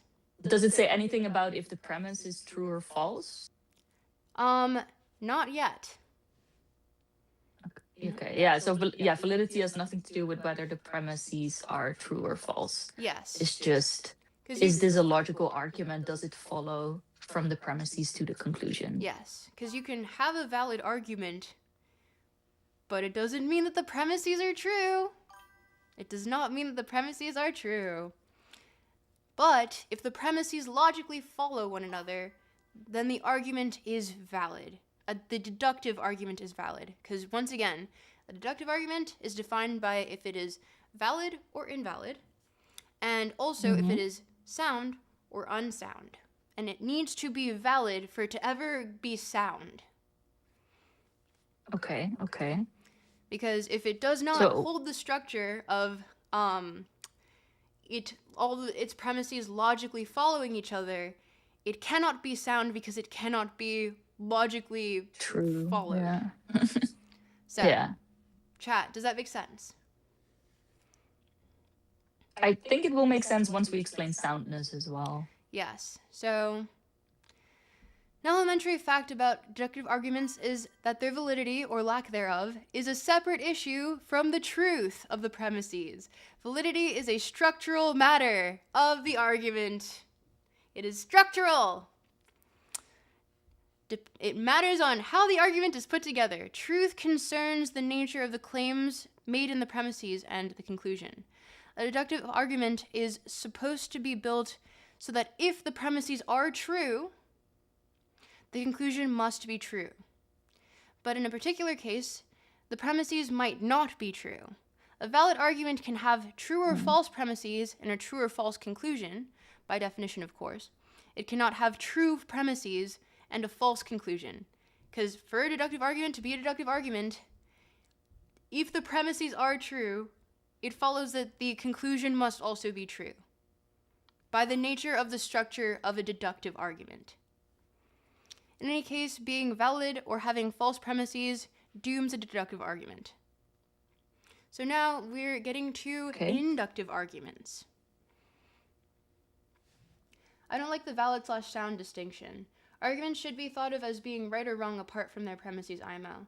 Well, we don't see it as truth or... Because once again, you can have something that is it logically follows, but truth becomes very nuanced very quickly. Like we saw with the abortion one, in which we were like, oh, well, logically, this could be sound. Or sorry, this could be valid, but we don't know if the argument is sound. So that's where we get into the nuances of it, because we're saying if these premises are true, which means that the actual form of the logic in the deductive argument follows, it's in the correct structure, it is a valid argument, but it is unsound because some of the premises are untrue. Therefore, it is not a sound conclusion, and it is not a sound argument. Yeah. It's a very useful tool to have once you truly grasp it, because you can exactly point to where you think the person making a bad or wrong argument is wrong. Yes.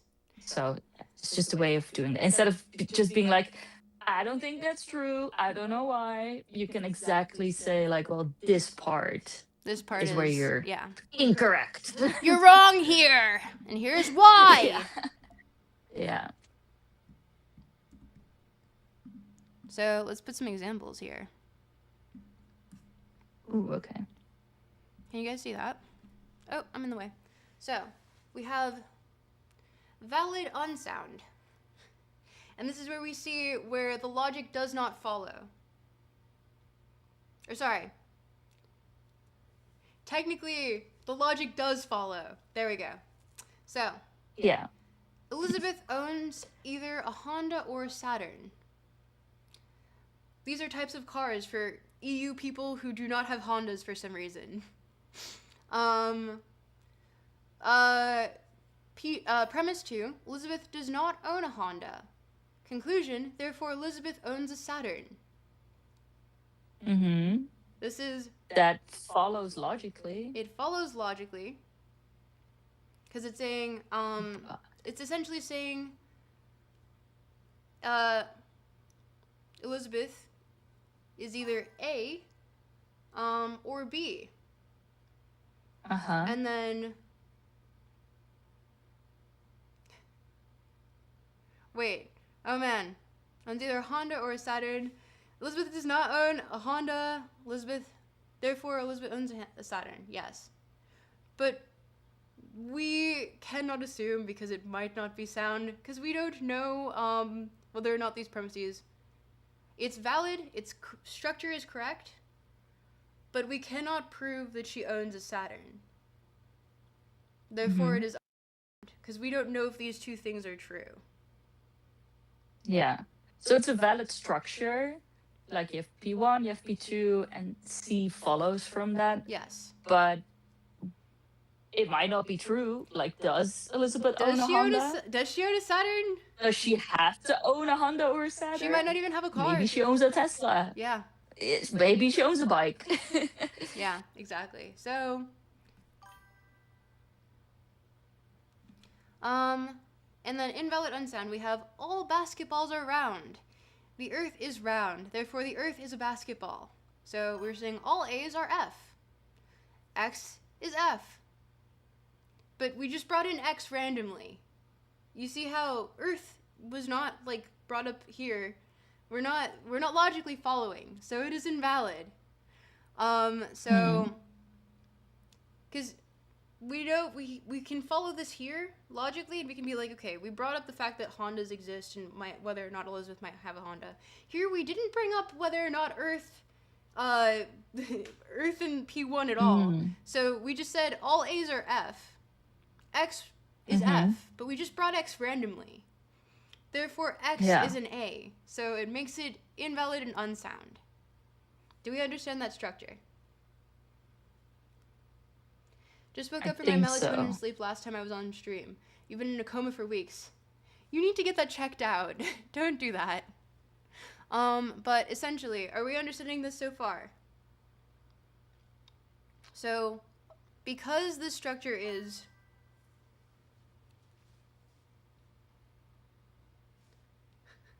Mr. Bonthu being like, wait, no, but the earth isn't round. Listen, we're not getting into the specifics here. We're not doing nuance yet. This is Philosophy 101. Maybe tomorrow we can do Flat Earth. Flat Earth. No. Sorry. You're okay, Mr. Bonthu.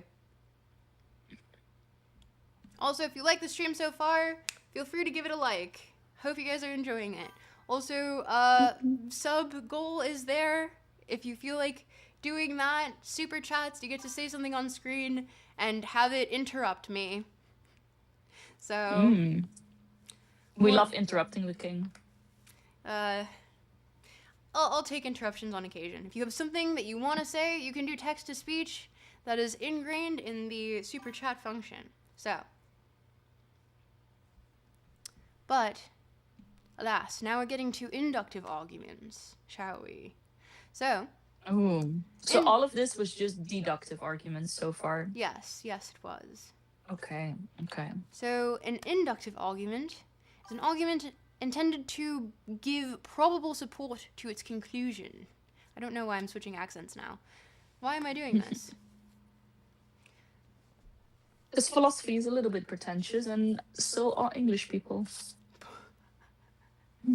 Got him. But, essentially, you know how in the American judicial system, we have criminal versus, civil case. Civil, yes. Why am I blanking? So, in civil cases... Court? Yes, in civil cases, it is... Essentially, the bar of proof is more valid than not. More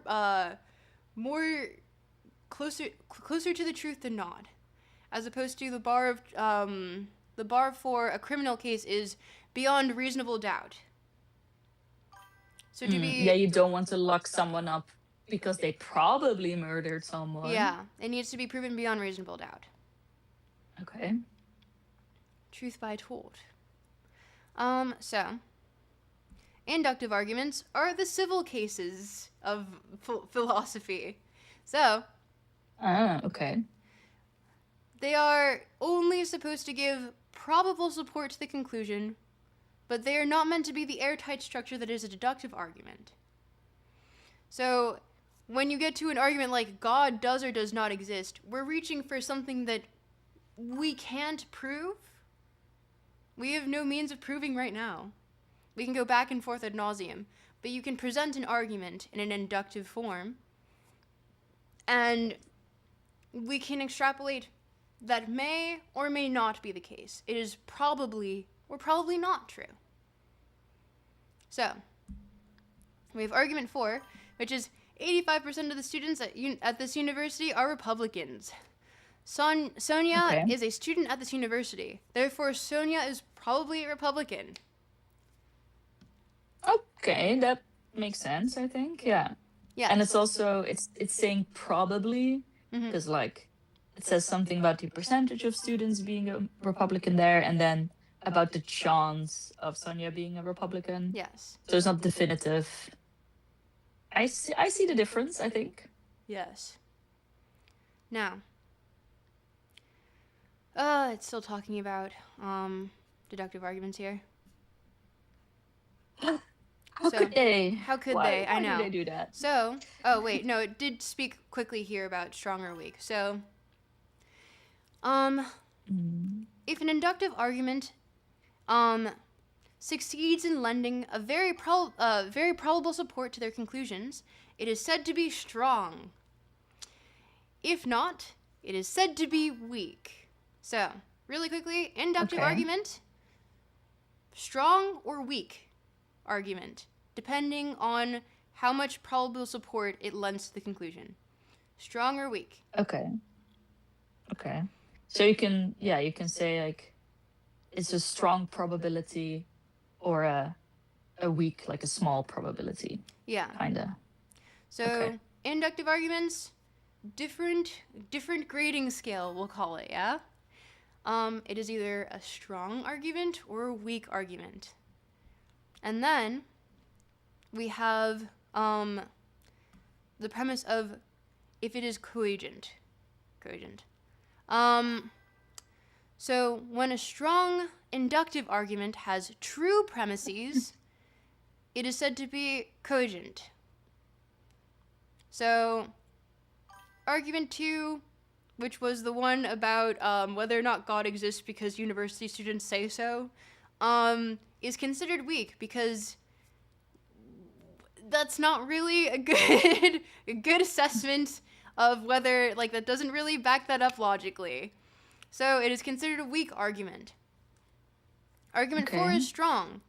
And if its premises are true, if Sonia is in fact a university student, and 85% of the students at this university are Republicans, then we can assume that it is cogent, and she realistically probably is a Republican. Sonia might be a Republican. So, checking the validity or strength of an argument is often a plain, common sense undertaking. Using natural reasoning ability, we can examine how the premises are linked to the conclusion and can quickly see whether or not the conclusion follows from the premises. We are most likely to make an easy job of it when arguments are simple. Many times, however, we need some help. And this help is available in the form of methods and guidelines for evaluating arguments. Having familiarity with common argument patterns, or forms, is especially useful when assessing the validity of deductive arguments. We are likely to encounter these forms again and again. Now, I'm not going to get into conditional statements because it's going to talk about antecedents and consequence, and perhaps we don't want to do that right now because going into the forms of arguments is if P then Q, P therefore Q. We have it right here, and we can go into modus ponens and all of that. But we're doing this really basic level. We're doing lecture 1 today, guys. It's lecture 1. So really, all we want to do is make sure that we're hitting what people can understand is a valid / invalid argument, which is deductive. So deductive, let's do a quick little note right here.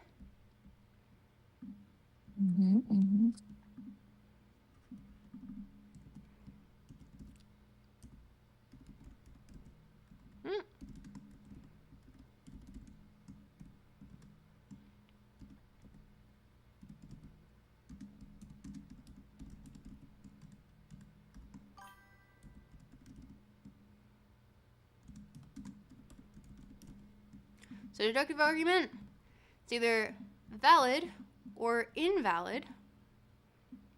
And then inductive argument. Are you guys also taking notes? Are you guys taking notes? So we have strong or weak. And then cogent or not cogent. And I'll put that, I'll put that here, I guess. Nope, I won't.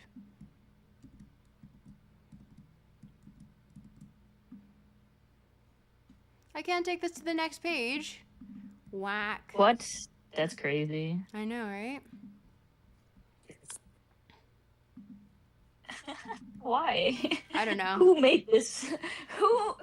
Which Apple, why? programmer is responsible? Apple, explain yourself. Why Kansas? Why not Arkansas?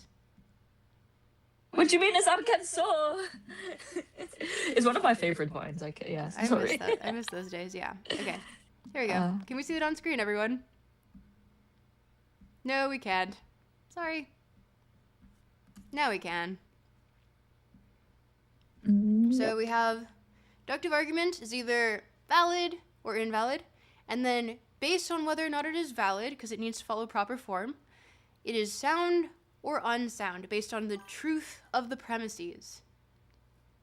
Are we good? We understand that? Yes. Are we smoking our fake cigarettes? Okay, let's just walk through one more time. So we have deductive arguments. They can be valid if the structure is technically correct, like technically valid. Yes, it is technically and then valid. If the premises are also true, yes. then it is sound. Yes. And then we have the inductive argument, which is more about probability. Yes. So it can be strong, like highly probable, or weak, yes. less probable. And it can be cogent, that just kind of means it's true as well, right? The premises are true. Yeah, okay. So if the premises are true, then it's cogent, sort of like the soundness for the deductive arguments. Yes. But we just use a different word for it for some reason here. So when it's true, it's cogent. Okay? Yes. I think we good. We're good? Chat, do we get this? Good. Do we understand, chat? Gotcha. I think so. You sneezed like Someone crazy. sneezed like crazy. Go Bless off, dude. you. Good over here? Okay. Do we have any questions? Any questions so far? I need a quick toilet break. Okay. So you guys can ask your questions, and I'll be back in like 1 minute. I'll be up with chat for a bit.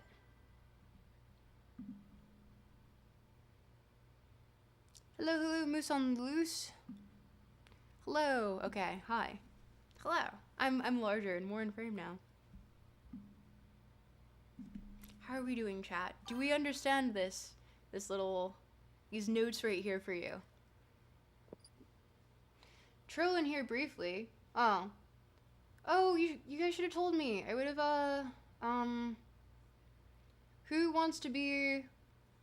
Wait, I can't appoint anyone here, can I?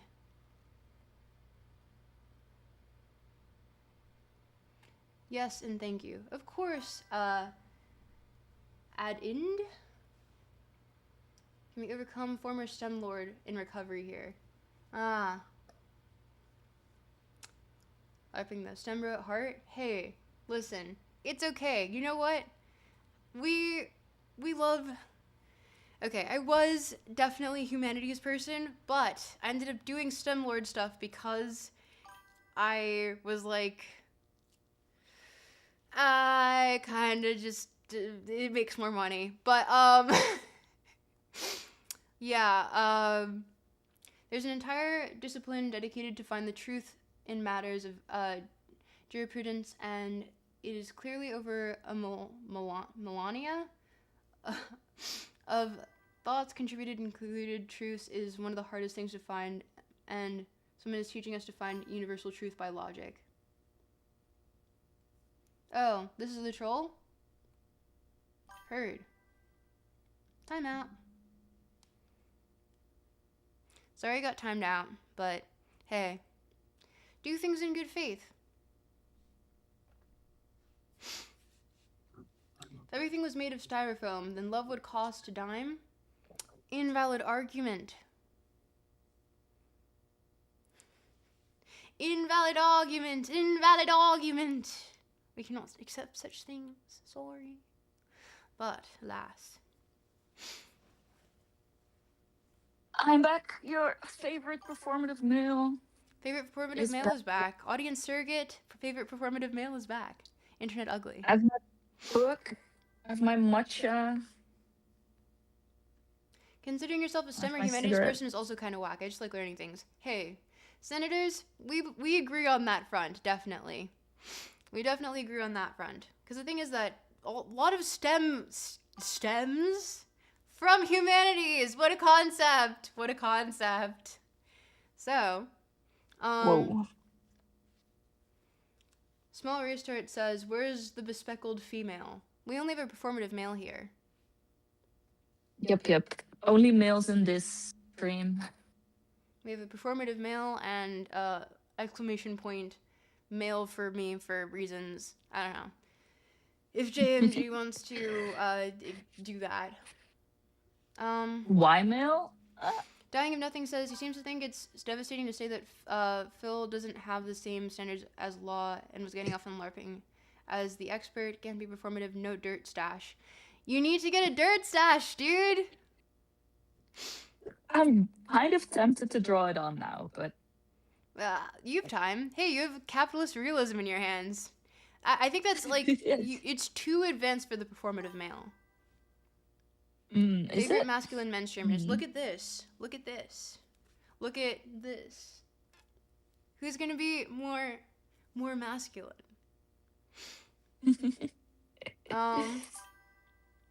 Very true. It all starts with philosophy and then starts with curiosity. Hey, we love wisdom, philosophy, literally Sophia, which is wisdom or like knowledge. I call it capitalist realism. Whoa, you got a license for those guns? No, but I got a license for this one. Whoa. I didn't do it. Calm down, Canadian. I have a license for this one and this one. Those are the only guns here. Don't worry about it. But, yeah. Yes. So, I don't know. If someone's just being a troll Shall we in get chat- on? Here, Dying of Nothing. You want to be a mod temporarily?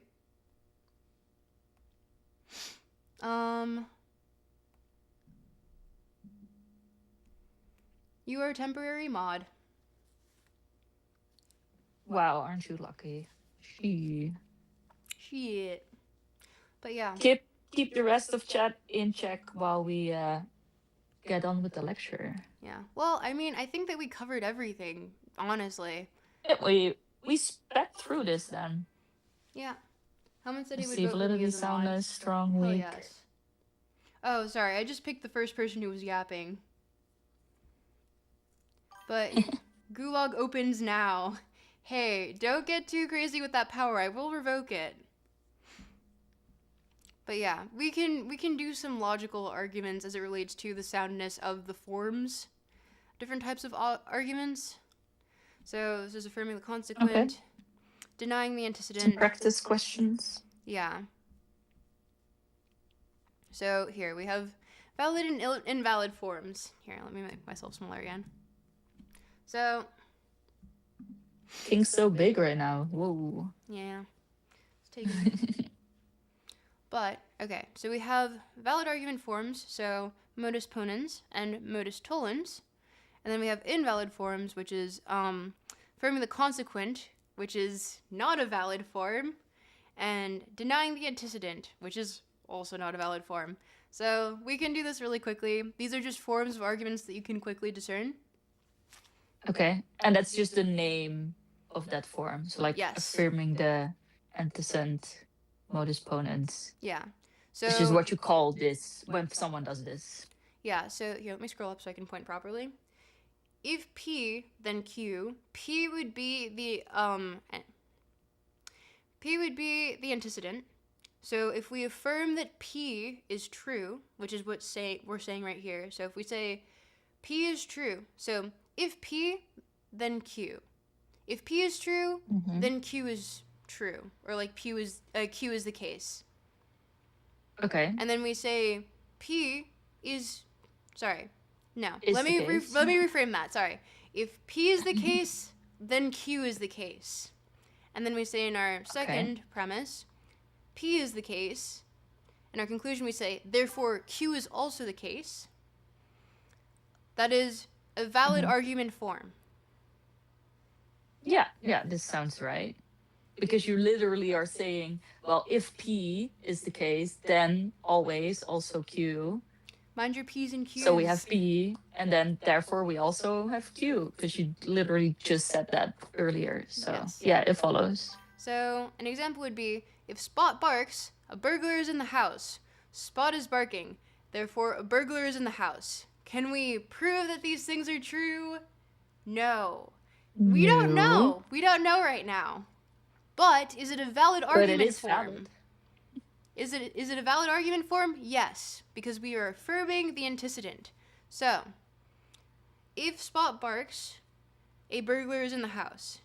Spot is barking, therefore a burglar is in the house. If P, then Q. P, therefore Q. Valid. Is it sound?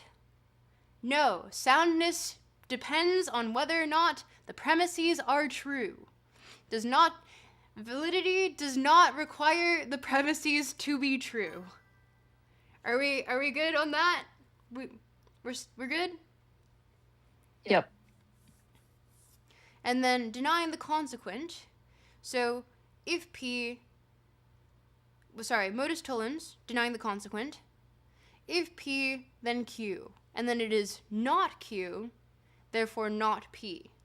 So, example, if Spot barks, this would be P, a burglar is in the house, this would be Q. A burglar is not in the house, so not Q. Therefore, Spot is not barking, therefore not P. Okay. This is a valid form of argument. This is a valid deductive argument. It doesn't mean that it's sound, which is related to how true the premises are. It just means that the logical structure is the logical structure is valid. There we go. It is technically valid. We just do not know. Because in the first premise... Sorry, go on. Because we do not know whether or not these premises are true. We don't know. Yeah. We don't know. Is Spot barking? Yeah. Is a burglar in the house? We don't know. We don't know. We don't know. And also, is it true that Spot barks every time a burglar is in the house and only then? We don't know. But it is a valid argument because the logic follows throughout the argument. Yeah. That is all that matters. Because you're saying in the first premise that if P, then always Q. And in this case, we say not Q, therefore not P, because the way you defined it in the first one is like they always have to be there. Yeah. Okay. And then invalid argument forms is affirming the consequence. Consequent. So, if P, then Q, but instead of going to the antecedent, which would be P here, because antecedent is going to be the conditional for whether or not Q is also the case. So the antecedent is what is required for the consequent to be the case. So you can tell that by then being here. It is a conditional statement. Do we understand that, chat? So, if P, then Q. P being the antecedent, Q being the consequent. So we affirm the consequent, we say Q, and then we try to go, therefore P. Invalid. Invalid argument. Bad form. Got it wrong. Logic didn't go through. Nope. Yeah. So because we're only saying if P, then Q, but we're not saying anything about if whether Q is there without the P. So if the cat is on the mat, she is asleep. The cat is asleep. Therefore, the cat is on the mat. But no, we have affirmed the consequent, which means we have not gone through the part of the statement that has to be true. For this part of the statement to be true, we have not confirmed. Yeah. We've just gone to she is asleep. Therefore, it is an invalid form. Yeah, because if whether or not she's asleep says nothing about if she's on the mat or not. We're only saying something about if she's on the mat, then she is asleep, but not the other way around. Yeah, because if it was the inverse, if the cat, so if we were to bring it back to affirming the antecedent, the correct form would be, if the cat is on the mat, she's asleep. The cat is on the mat, therefore she is asleep. Yes, we can say that. Yeah, that would be valid. But that is not what we've said. We've affirmed the consequent, which is Q. So she is asleep. We've affirmed that she's asleep, but we haven't proven that she is on the mat, which is what requires that. And then denying the antecedent is if P... Wait, can I stop you for a sec? Yes. I think this might be helpful because I'm noticing here for myself that I find these words antecedent and consequent a little bit difficult. So I was just thinking of, okay, what do they mean? How can I make a little, like a reminder thingy for myself? So the consequent comes at the end. Yes. It's like the consequence of something, right? And the antecedent is before. It's like the anticipation. Yes. Okay. Exactly. Okay. Yeah. Okay, I got it. I like those. Yeah. So you anticipate this action, and then you get a consequence for it. Yeah, okay. It does make sense. So, before, consequent will always be the consequence. Well, yeah, because it's a conditional statement. So, denying the antecedent, if P, then Q. Not P, therefore not Q. This is not valid. Not valid! Not valid! So, example being, the cat is on the mat. She is asleep. If the cat is on the mat, she is asleep. She is not on the mat, therefore she is not asleep. But, what we have required here is that she must be... What we have required here is that she needs to be asleep. Sorry, conditional... Yes. I'm brain farting at the moment. Yes. Okay. She is not on the mat, therefore she is not asleep. So we've said, if P, then Q. Not P, so denying the antecedent. So she's not on the mat, she is not on the mat. And then we've gone there and said, therefore not Q. We have not logically backed this. This is not a valid argument form. Therefore, not Q would be denying the antecedent. Or sorry, this form is called denying the antecedent. Therefore, she is not asleep. Therefore, not Q. But it is not predicated on that. Do we understand that? So it's like, it's a very technical thing. It's taking it very, very literally. You kind of see it, okay, what is the first premise saying? And can we prove with the second premise, can we prove like the conclusion here? And sometimes you can, sometimes you cannot. And now you know how to distinguish between all of these. Yes. that make sense? Okay. Yeah. I think it does. Yeah. It's like just take it very, very literally. Like, what is there on the paper? What does it say? And does it follow? Like, can I Yeah. prove it if I like The look thing at is it that we're very using things literally? that are very like we can imagine this in our house. Usually these arguments get a little bit more abstract. Mm-hmm. So like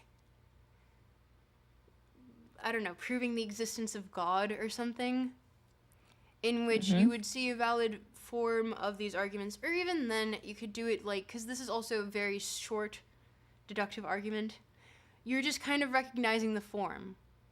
This is going to be for much Yeah. smaller work, so you're not going to read Spinoza and be like, it's affirming, or it's affirming the consequent, therefore it is incorrect. Because that's like, it's more Mm. like we're doing like general dialogue and we're like, that argument doesn't make sense. Mm. Okay. Let's go to sleep and then the Sweet. yelling not valid. Sorry. Except I'm not.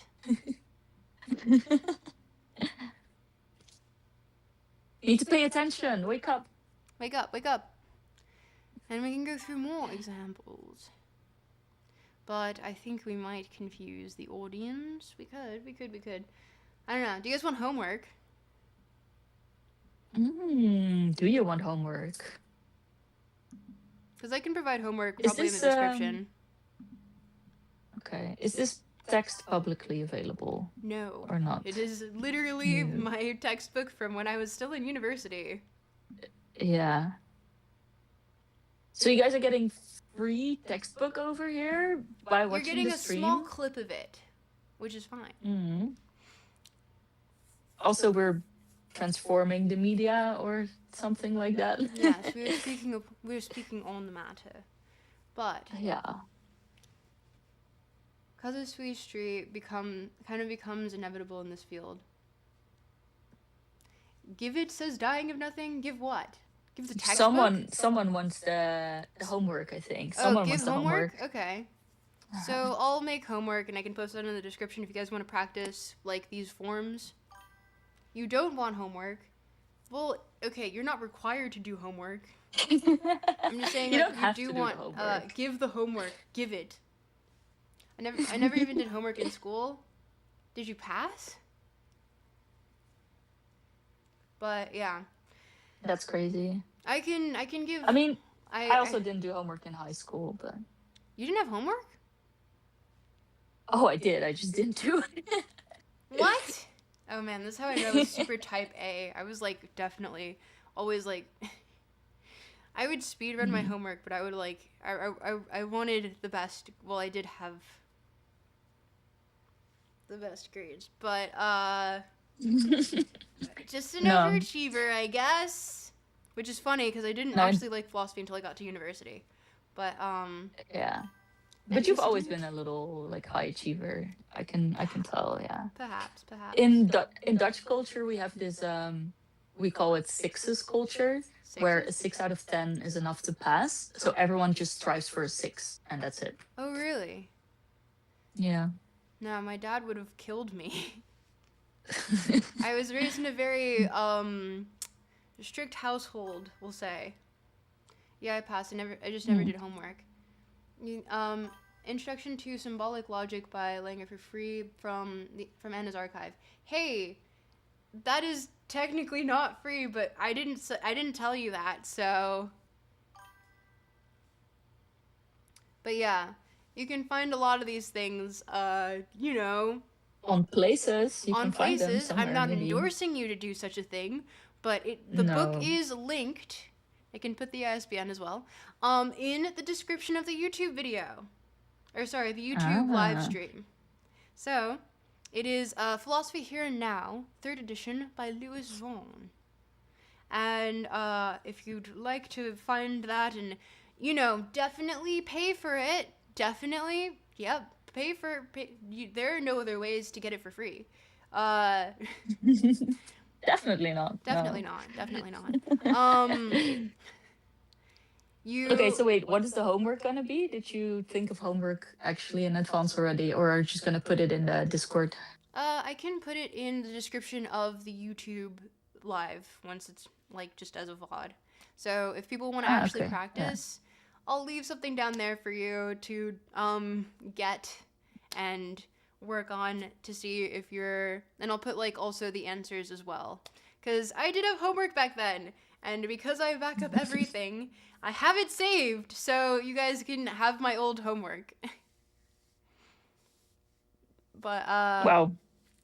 yeah, no, it's been a Sweet. while too. Logic and Does that Philosophy, a Modern conclude Introduction lecture one? by Kane is the best logic for this sort of logic textbook.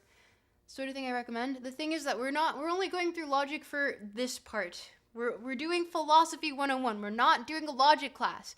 We're doing a philosophy class. We are learning the basics. And then we're expanding from there. The only way to get something for free is to pay for it. Exactly. That is a logical statement. Yeah. Valid and sound. Valid and sound. But yes, if you want the textbook, totally pay for American textbooks that are not overpriced at all, and do not find any other means of getting them. The name is linked in the bottom if you want to pay for it. And I would never, ever suggest that you do something like go on Anna's archive or other websites adjacent to it that might be Russian. You know, to get it for free, perhaps. But that is just, you know, my civic duty. Obviously, if you can pay for it, one should. Yes. Although if you cannot and you are a student of some sort, if you are, you know, making ends meet, resources exist for you. Or don't, actually. They don't exist. You can only pay for it. So, chat, any questions? I would obviously never go to LibGen as an upstanding citizen, says Moist Marks. Yes, obviously, never go to LibGen. Crazy. I don't even know what that is. But I actually don't know, so I only know other. I have other sources. I don't know. I can't explain it to you because I don't know what it is. No, so. don't explain it. Do not. I feel like you're alluding to something.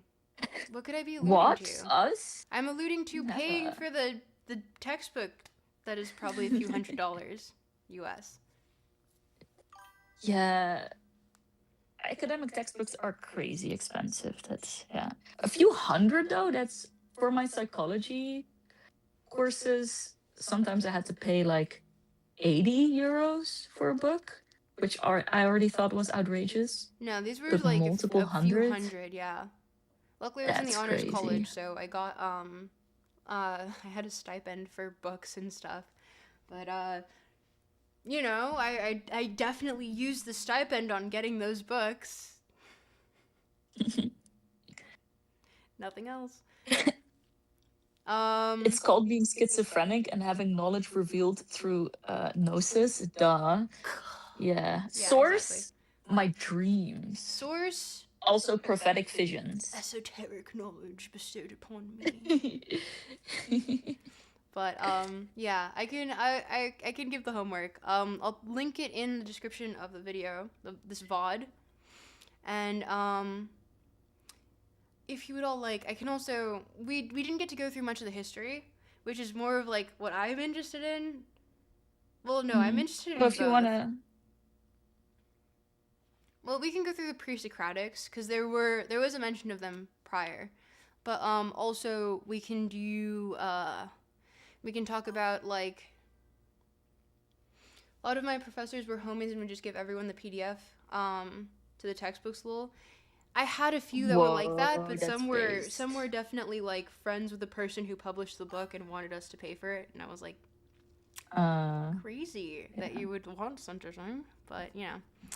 I think a lot of my professors, they would provide parts of the book. If we only needed to know parts of it, then they would just send like a couple pages. Yeah, I would also get that, but But if they wanted you to read the full book, then you would have to pay for it or find it in a ditch Find it in a somewhere. ditch, find it randomly. It was given to you by esoteric knowledge.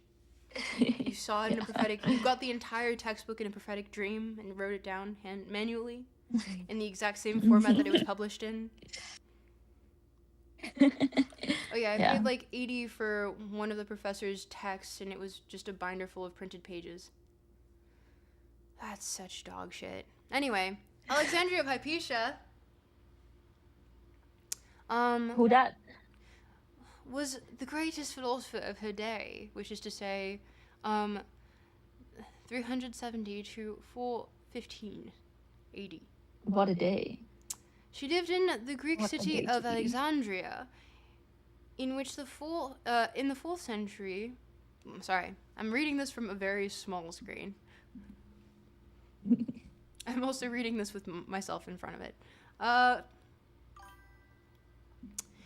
She lived in the Greek city of Alexandria, in which in the 4th century was the intellectual epicenter of the world, excelling in scientific and philosophical learning. It was also home of the famed library, which contained thousands of scholarly manuscripts, drawn from the best thinkers of ancient times, including the works of Plato and Aristotle. In this rich environment, Hypatia achieved fame as a Neoplatonist, philosophy teacher, an astronomer, and a mathematician. Around age 25 or 30, she became a director of the school of renowned philosopher Plotinus, a very high honor, since women were traditionally not appointed to such offices. Another indication of her sterling reputation was that she was appointed by a Christian government, even though she was known to be a pagan. She taught the works of pagan philosophers such as Plato and Aristotle, and students came from far-flung places for the privilege of being her students. She is also thought to have written 3 commentaries on noted mathematical treatises. In 415, she was brutally murdered by a mob of Christian zealots. She was pulled from her chariot, hauled to a church, stripped naked, and skinned alive with oyster shells. What the Yeah. What? Okay. We talk a lot about Christian martyrs, but we never really talk about pagan martyrs.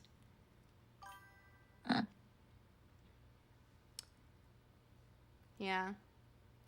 Is there a philosophy and early science mix you can talk about as well? Well, she did treatises on mathematics. So, Alexandria of Hypatia. But we don't really talk too terribly often about pagan martyrs, but they were skinned alive by oysters and shit like that in churches once being So dry with it. weird.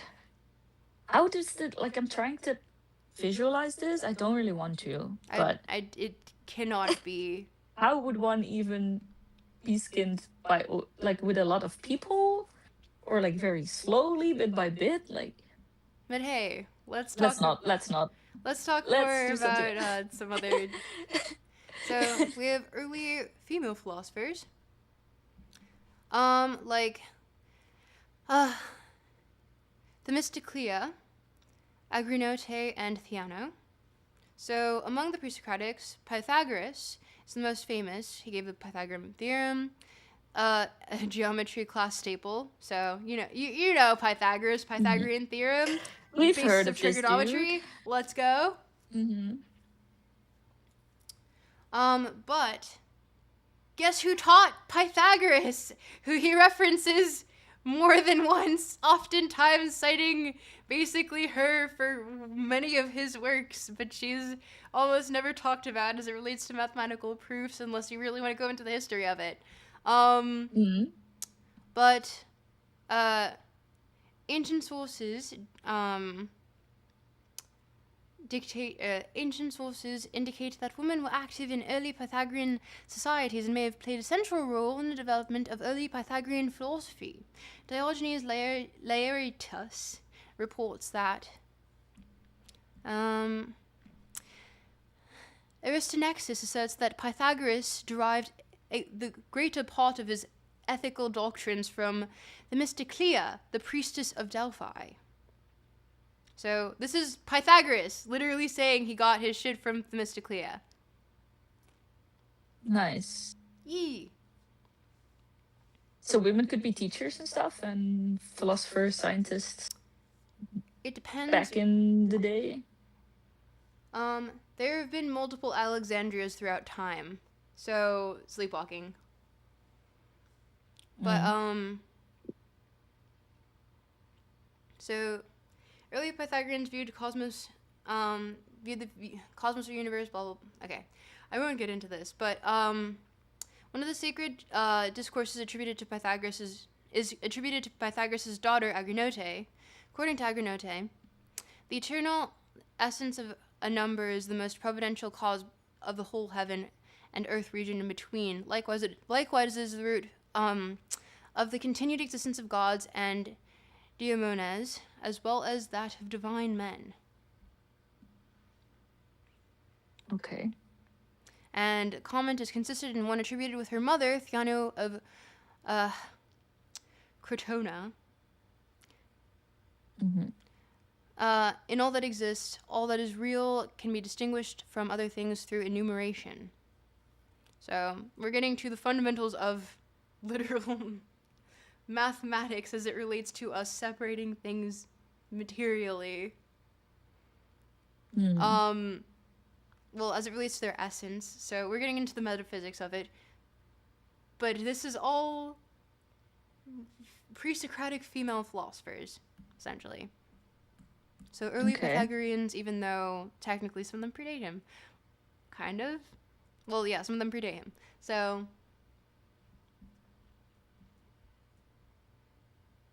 didn't Rachel Weisz play her in a biopic?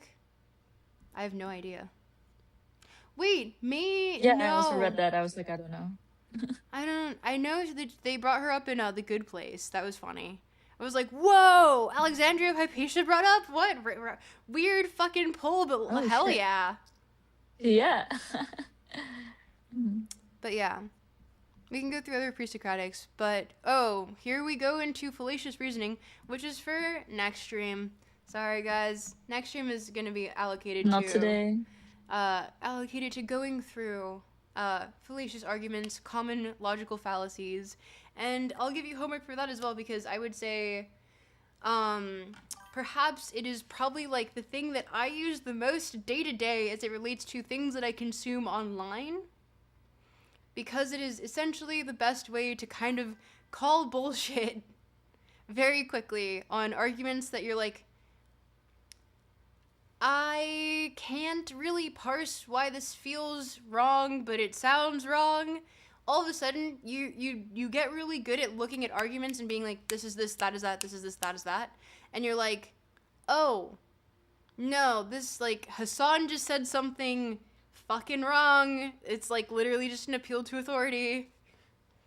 In, like, which case, I would say most pundits are, like, there is no side that is not guilty of this, because in rhetoric or sophistry or persuasion, however you want to say it, in being a political commentator, you tend to just do these things, and I don't really think anyone, perhaps maybe they do it intentionally, maybe they don't, I don't know.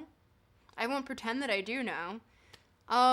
I would assume that most of them are well versed enough in, like, kind of like logical arguments to know that something might be a fallacious statement, but still, like, that is assuming bad faith, though. But being able to parse them very quickly, because I think that's literally what ruined watching political commentary, was just like, I was watching these people and I'd be like, that's a fallacious argument, like, what are you saying? And so I'd be like taken out of the effect like super quick, because I'd be like, like, what did you just say? And I'd be like, it's almost like the magic gets broken. Well, if yeah, you're under the spell of like persuasion, but because you can look behind the curtain, yeah, you're like, you are no wizard, Oz. You are no wizard. Yep, Agora co-starring Oscar Isaac. More you know. But yeah, it was like literally just like, I think probably the thing that has ruined me watching most common like political commentators has been like, oh, that is literally just a fallacious argument. And also, it's ruined a lot of philosophy for me because I'll be reading things that are like definitely more recent, and I'll be like, you have just like done an actual fallacious argument. And I think in ironically my Nick Land video, if you pause it as I'm explaining the Dark Enlightenment, where I'm including I'm including like quotes of it on screen to prove my point. There's a part in which I like flip one of them off screen, but you can see for like a split second I put like where he has a fallacious argument, which is he puts like an equivocation, which is like it's quite literally the best way to simplify what an equivocation is just like you have compared an apple to an orange, and like said therefore that logic like persists. And Nick Land just did that. Name drop, girl. I mean, I did my work. I did my homework.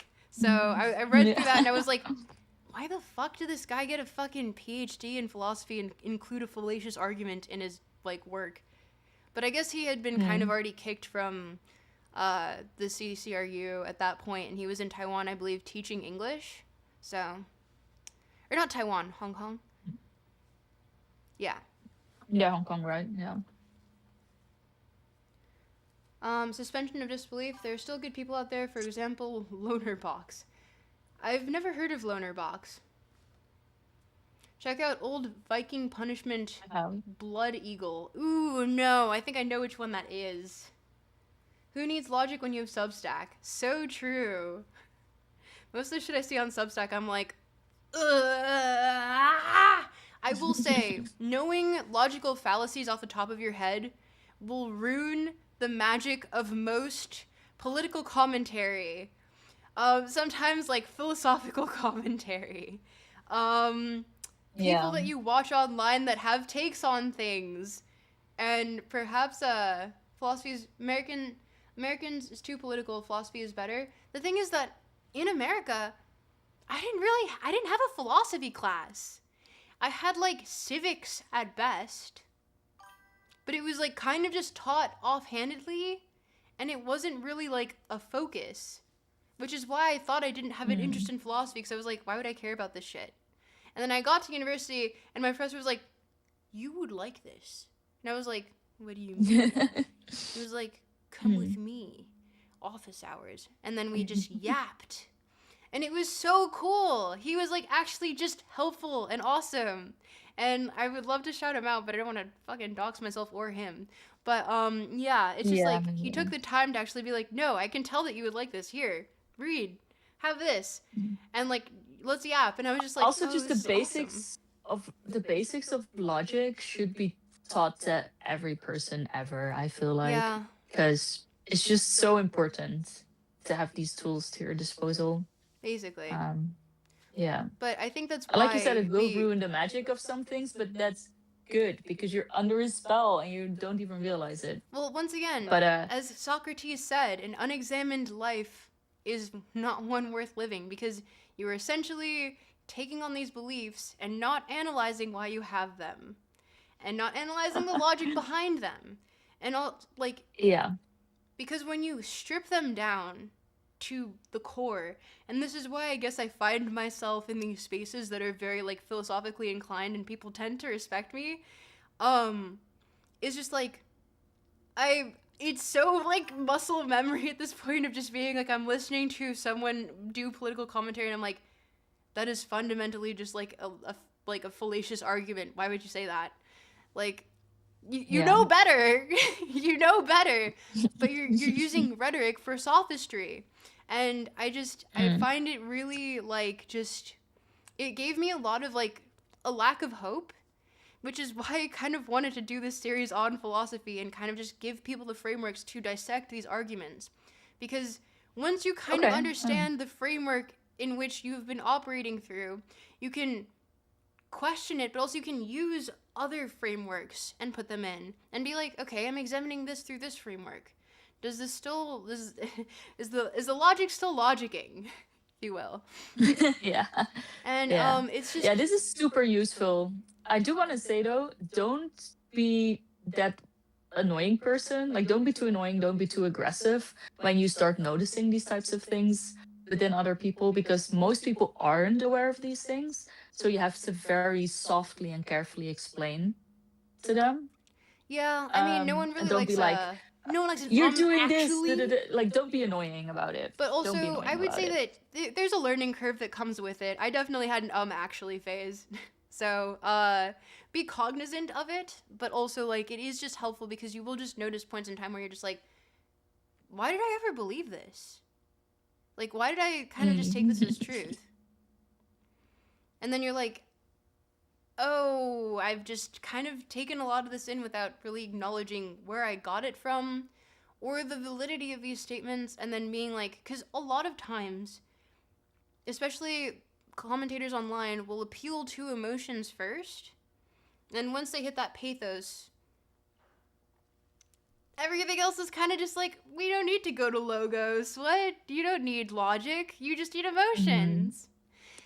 Mm. And it hits that note of just like, because they're getting very angry and like they're saying these things and it's hitting some sort of like what you want to feel is true, but for some reason, when you not for some reason, when you read enough about the structure of arguments and logic, and you really care about finding truth, it really doesn't matter what someone is telling you and how much you want it to be true. Because I find myself even with like listening to leftists sometimes where I'm just like, oh man, you've just said a fallacious argument, and that makes me actually kind of sad because I'm just like, I know that you're doing the thing that like most people do, but it's just like I've become more skeptical of what you've said.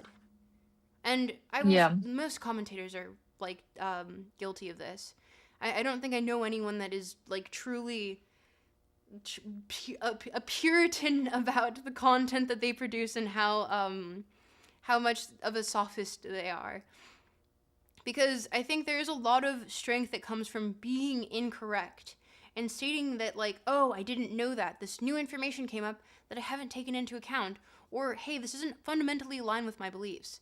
But a lot of commentators are Mm. just fully on board with being known and, like, stating quite clearly that they are propagandists. And, like, perhaps not exactly aligned. Like, their job is propagandist. Therefore, they may not be actually aligned with what might be truth for them, but they might just be saying it Mm. anyway because, you know, people gotta eat, I guess.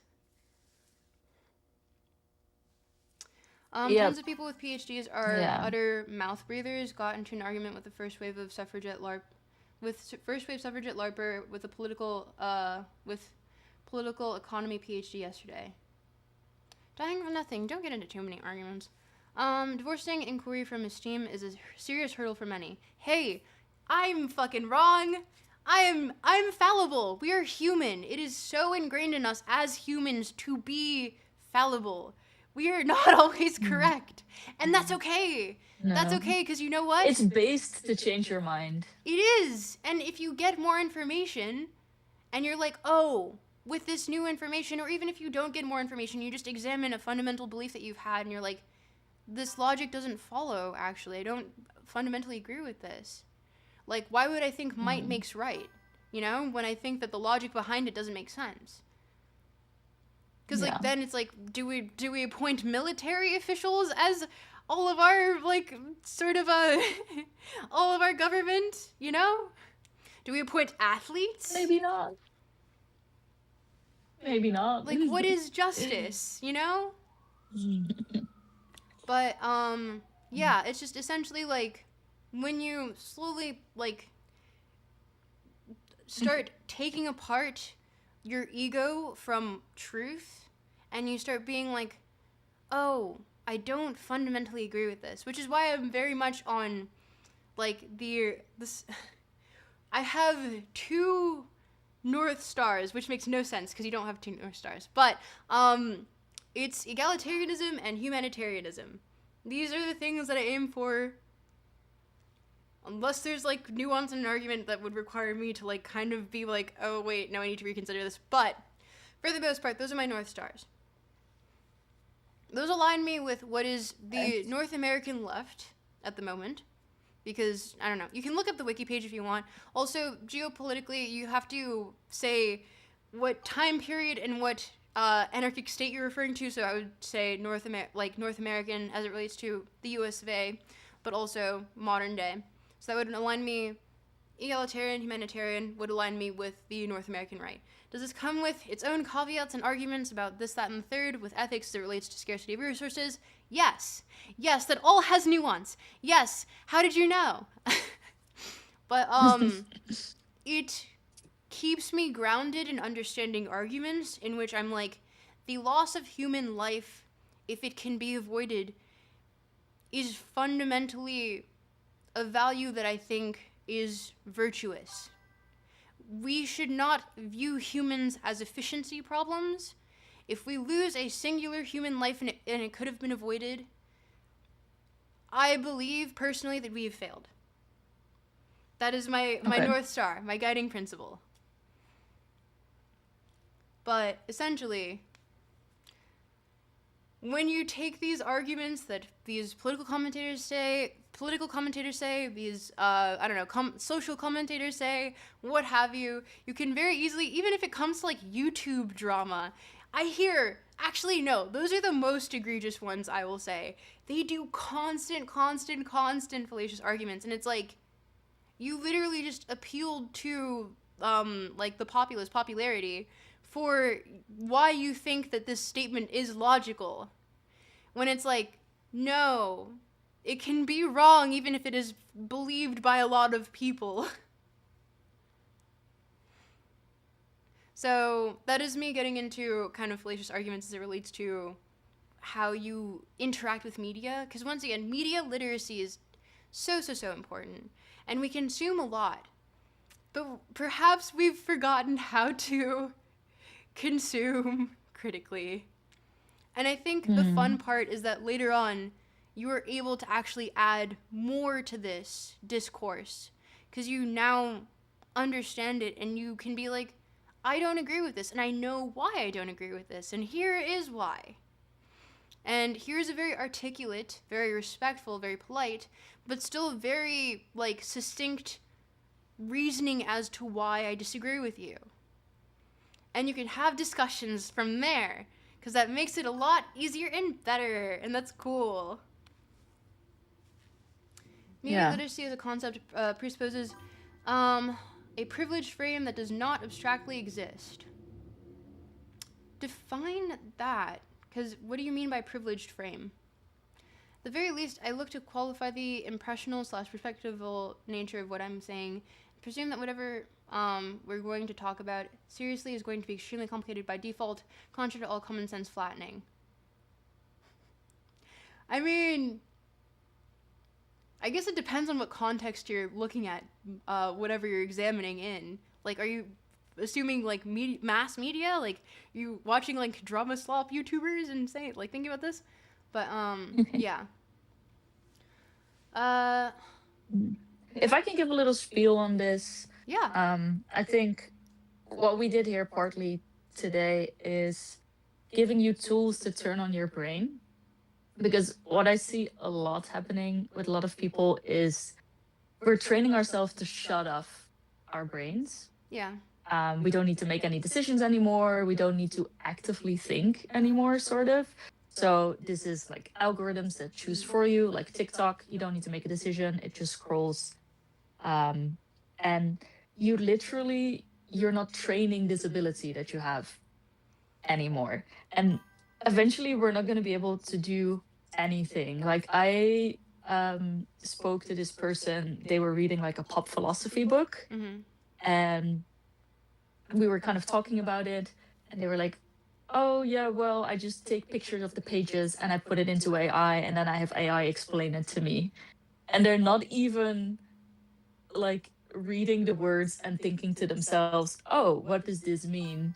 Like people are forgetting how to turn on their brains. Like this is a skill that you have and that you can develop, and one that you need in order to progress in life. Otherwise, we're not going to have dialogue, what you said.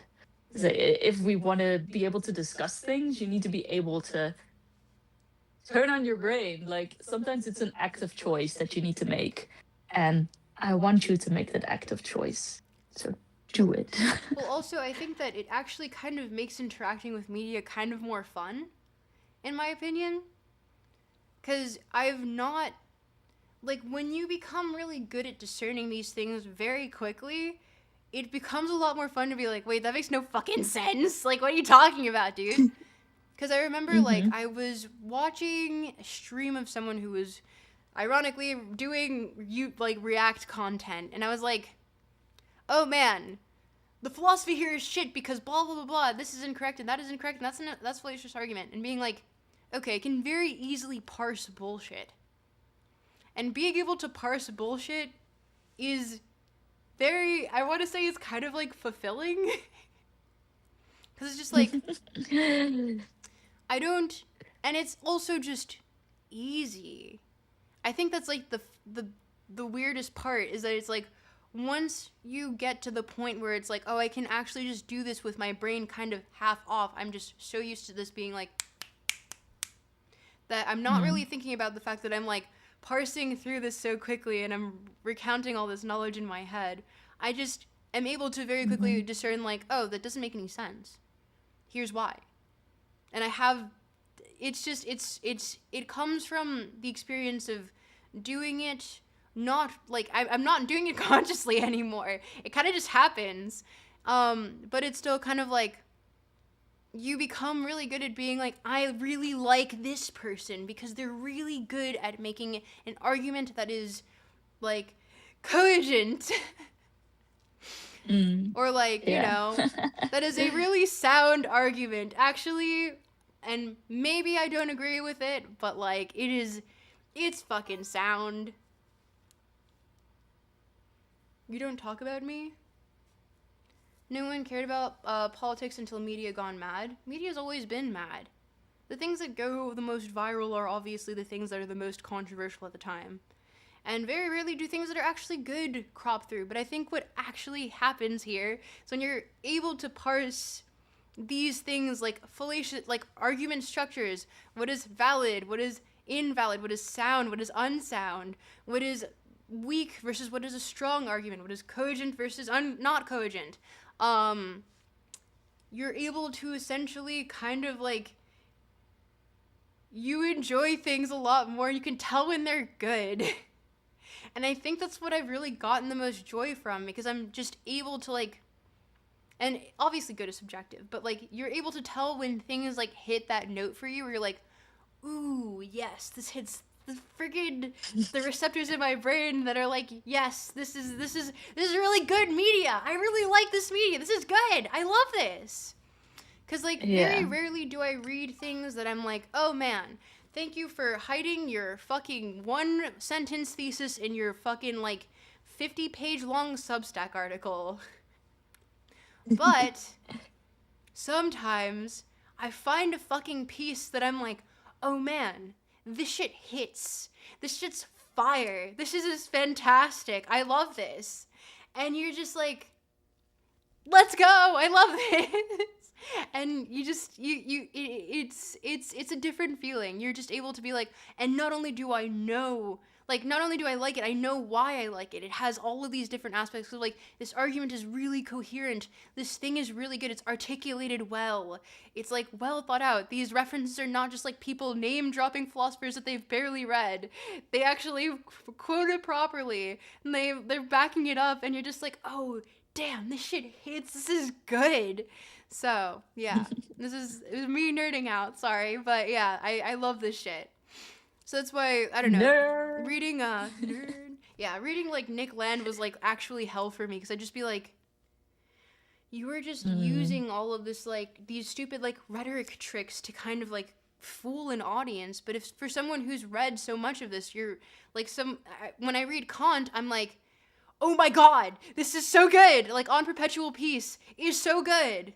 On Perpetual Peace by Kant is phenomenal and very articulate and just like fundamental to how we view geopolitics right now. Although how we Mm. should view geopolitics in the ideal sense. But you read it and you're just like, this shit is fucking fire, like hitting every note, and it's just like it hits like a certain receptor in your brain where you're just like, oh, now I see why people love this. This is awesome. So, yeah, that's why I like philosophy. And also, when you start to get really good at just like parsing these sort of arguments really quickly, parsing fallacious arguments, being like, I agree with this, I don't agree with this, here's why I agree with it, here's why I don't agree with it, here's the logic behind it. Or also just like understanding the philosophy behind certain ideas as it relates to political philosophy, as it relates to general philosophy, eudaimonia, living the good life, like psychology, psychoanalysis. You can very quickly parse these things that just like mean something. Because I can read Freud and be like, ugh. But also I can read Freud and like read Ego and Id and be like, oh, he's hitting at something there. And I can explain what he's hitting at and why it works. And I see why this got to this momentum. And so I might not agree with everything, but I see why it was influential, especially for its time. And like Deleuze and Guattari, same thing. So it's just like, and also philosophy is essentially like kind of history, because it also, you read the basics first, and then they're always referencing each other. It's very self-referential, and they're building off on each other layer by layer by layer. And when you have read the base layer and you slowly start going layer by layer, and you start reading the more recent stuff, you realize like, oh my god, all this clicks. Like, oh my god, all this clicks. And it's just like a really good feeling, because you're just like, it makes sense, it finally makes sense. We did it. And it's just like, oh, I get it. Like, I see what they're trying to say here, and I agree or I disagree, and here's why. And being able to articulate that is just a really, really good feeling. So I would suggest that everyone just like do, even if it's a quick primer in philosophy, you're watching this video, you don't need to go into the full depths of just like, oh, I want to comb through all this, I want to read Spinoza right now, you know? But the euphoria of insight can be intoxicating, absolutely. Yes, exactly. It is quite literally euphoria, because it's just like, oh my god, yeah, like this makes sense, and you're just like, oh, I get it. Or, oh, this is really good. It brings so much like joy. So it's just, yeah, cannot suggest it enough. So, yeah, philosophy is important to me for that reason. But as a layman, do I need to read every philosopher ever to get into philosophy? No, not at all, darling. You can read. Okay, well. You can read. Honestly, you got your basics. You got, well, obviously the big three. So Socrates, Aristotle, Plato. You can hit Descartes. I hate saying it like that. You can hit Kant. You can hit Hume. Who else am I forgetting? I'm probably not gonna list everyone off the top of my head. Like, you don't Can need... I also just start with what interests me and kind of maybe go from there? You can. Or do I need... Sometimes, I think depending on what interests you, because like, you don't need to start at the start. I would say always get the foundations first, and then because they will always reference someone else. Because even, I would say a lot of people enter through Camus, ironically, into philosophy, who is, like in the 19th century, 20th century, sorry. If it's the 1900s, then yeah, 20th century. I was like, how does it go again? 20th century. Always confuses me too, yeah. Yeah. 20th century French Algerian philosopher. But didn't want to be known as a philosopher, mind you. Wanted to be known as an artist, an author. And fantastic at writing. Fantastic prose, even when translated into English. It's like, that's how good it is. And Camus is great. Camus is so good. But he does reference a lot of people that came before him. And Dostoevsky, technically, most people wouldn't think of as a philosopher, but he hits utilitarianism quite often, and like beauty and aesthetics and the ethics of that, the morality. And it's just like, I need to sneeze, wait. Okay, yeah. Bless you in advance. That wasn't the dab, by the way. I needed to sneeze. But yeah. Once again, like we have wait, no, now I forgot what I was saying. Oh wait, yeah, you can enter through like Camus, and I would say that a lot of people do, or even Stoicism, which is still quite early, but it's not that early technically. It's still a few centuries in between there, but you know, we don't enter into the not it's not but what philosophy should I get to? Should I read to get girls, Duke? Um, you shouldn't read philosophy to get girls. You should read philosophy It will not work. to better understand yourself. There is nothing that you can do, uh, except for take care of yourself, which I guess technically is reading philosophy. If you really want to know how to get girls, have an interesting life.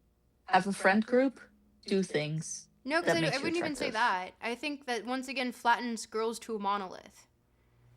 Like, Okay. yeah. 'Cause it's If just you like, want to attract any type of person. if you want to attract people into your life that are cool, be an interesting Yeah. person. Take care of Exactly. yourself. You know, like what you like, but fundamentally do not go in with the premise of being liked by other people. Go in with the premise of trying to find things that bring you joy. Mm. I like this comment. Start with something easy like Kant in German. After that, you can read anything. True. True, if you have a healthy, active social life, you won't attract femcells. I don't think. Once again, we're trying to assume that human attraction makes any sense. Mm. Human attraction does not make any sense. Let us not Also presuppose kind of true. this. So, human attraction is so fucking weird. We have no idea what's going on. And if we knew, we'd be a lot better at it, wouldn't we? But here we are. Harry Kane! Harry Kane! Jude Bellingham! Bellis! Read Nana? The manga? Who's Nana? My grandma? Like who? No, What? no. Mew Mao. But yes. It's to try to break it down into women are a monolith, men are a monolith, and we understand these two things as concepts, and there's no nuance. And also, we know how human attraction works. Anyone who tries to tell you that shit is fucking lying. They're lying through their teeth. They're lying through their fucking teeth because they have no idea either. Because we don't know. Yeah. None of us know. If we knew, we'd be a lot better at this shit, wouldn't we? Mm. But alas, I think that's a harder truth. Yes, the manga. Okay, fair. I believe that there is an irreducibly irrational element to attraction, yeah. For a good time, read Berserk. It feels so good when you're through that. I don't know if it's a good time. I think it's fair to say some broad principles apply. Most people generally do not like lepers, etc. I mean, once again, dying of nothing. If you've fallen deeply in love with someone through being their pen pal and you find out that they have leprosy, will that change your emotions? Or are you fundamentally still attached to this person? Like, human emotions and attachment is so fucking weird and nuanced. You know? Yeah. I mean, there are whole fields Hard to of disagree, we psychology know. sort of studying Liar, this. Marcus, liar, why are you lying? Yes, deep down, I'm very shallow. Dying of nothing? You can't be shallow. I'm very disappointed in you now. Heartbreaking. No, I believed better in you. We raised you better. We raised you better.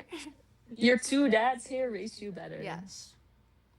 But yeah, I think that essentially it's just like we don't know shit about human attraction. We know like general things, but even if we try to put it into statistics, once again, because it is literally interpersonal on an individual level every single fucking time, we cannot make these broad sweeping claims with like realistically a good amount of accuracy. Like, we can say, like, yes, people generally like people that are in good health and shape. Yeah. But also, that Yeah, I is was about to say literally, health. like, you look outside and you're like, but people don't actually follow that standard, do they? You look outside and you're like, No. oh, a couple that is, like, one person is healthy and one person's overweight. Huh. Mm.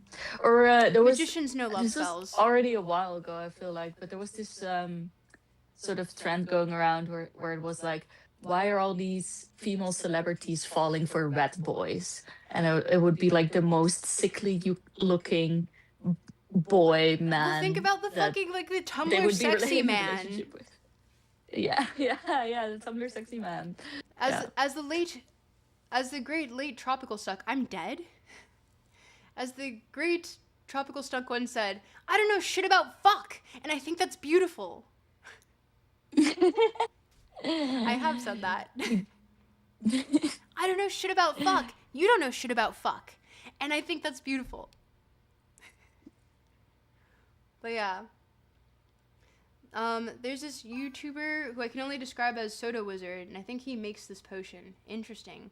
Pete Davis had so many hot women. I have no clue why. Who knows? Yeah, exactly. Physical attraction is just symmetry. Marcus. No, I know a lot of people with symmetrical faces that I've been like, man, you were really boring. And I've been like, bye. So, yeah. Yes, but I'm talking about the interpersonal. Because I'm trying to tell you that anyone who's saying this, because you can bring the statistics in, sure. But attraction is always on the individual level. And someone who tries to ascribe a truth to it cannot take into account the nuances of interpersonality or interpersonal relationships. And that is why I say, we don't know shit about fuck. We don't know shit about fuck because I don't know about your love life, but perhaps it has nuances that I'm not aware of. And who knows who you've liked that wouldn't fall into any of the categories that you're saying. I think that perhaps that is the beautiful nature of not knowing. We don't know shit about fuck. And that's kind of cool. Because it leaves room for so many more interesting stories. Yeah. But alas. Hypersymmetry is uncanny looking. Could be that. True, hypersymmetry is uncanny, but also like, I wouldn't say that, like... But I thought love was just oxytocin? We don't know shit about fuck. Honestly, it is... Well, one, there's a lot more hormones involved with that than we assume, but also that is probably just, like, as it relates to... If you can quantify it, that is why we have statistics.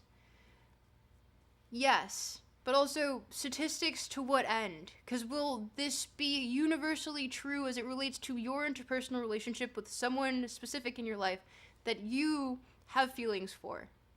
That is what I'm bringing it to. Because statistics don't mean shit when it is the interpersonal level. Like, it doesn't matter. You can be healthy and they can like dad bods. You can be a twink and they can like bears. You know?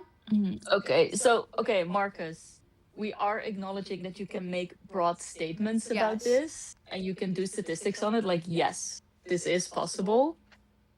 But what Tropical is saying here, that when it comes to you as an individual, maybe none of those things apply. So if you bring it to the individual level, these statistics could be very unuseful. So just something to think about. Yes, it's something to chew on. Because, like, once again, I don't know shit about fuck. We don't know shit about fuck. And it's okay that we can have, like, it's okay that we don't know. And we can have these statistics that point us in the general direction. But what I'm saying is we must also acknowledge that there's statistics and anomalies exist. And they might not always be true. And that's okay. Ooh, thank you for the emote. Very cute. That is a cute emote, yeah. Why would an MRI show a soul in the first place? So true, Mr. Bonthu. You're talking about outliers. No, just like, anomalies don't need to... They can also represent a larger, like, minority in a population. That can just be an anomalous part. But, I mean, there's no harm in rules, but some people are so militantly outspoken about how actually, fat people are the only attractive people. That's how you begin to begin to suspect someone protesting too much. Exceptions make the rules now? Hey, don't extrapolate too far from me there, traveler. But still, hard disagree. Marcus, you are entitled to your own opinion, and therefore, you are an autonomous agent. I'm just giving my own take on the matter. But yeah, no. Any more questions? W rant. Basically, humans are weird. We don't know shit about fuck. I should get a dad bod, says Improvement Hackers. Yeah.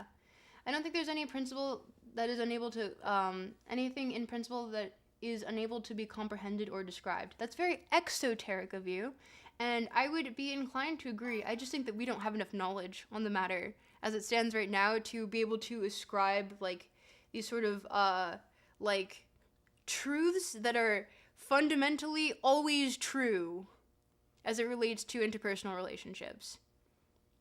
Like attraction in interpersonal relationships. Look, we can reduce attraction to a formula. Some people are just attracted to disgusting people. Perhaps. Yes, exactly, yeah. I don't know. Human attraction is just fucking... we can do all the stats that we want in it, but sometimes it's just fucking weird, you know? And I would say that I think, and maybe you can speak to this as well, I think that just I fall into the anomalous category more often than not. So, like, when people just give, like, this very broad knowledge or, like, these broad sweeping statements, I find it to be kind of just like, oh, man, that really doesn't reference me at all. I don't fall into that population. Like, attraction is just weird because of that. Like, humans just are fucking... they have multitudes, and that's okay. That's kind of cool. Yeah. Humans are complex, and we love that. Okay, wait, when someone says, I for one believe attraction is predestined, based Calvinism right there. I like you. Calvinism is only for Calvinists, though. Or sorry, predestination is only for Calvinists in Calvinism, though. Yeah, I Look, guess. let me clarify. But... by disgusting people, I mean, like, you know, monstrous freaks undeserving of love. So true. So true. Oi. Do you want to play some GeoGuessr maybe, or no? I think, in fact, we should just do this.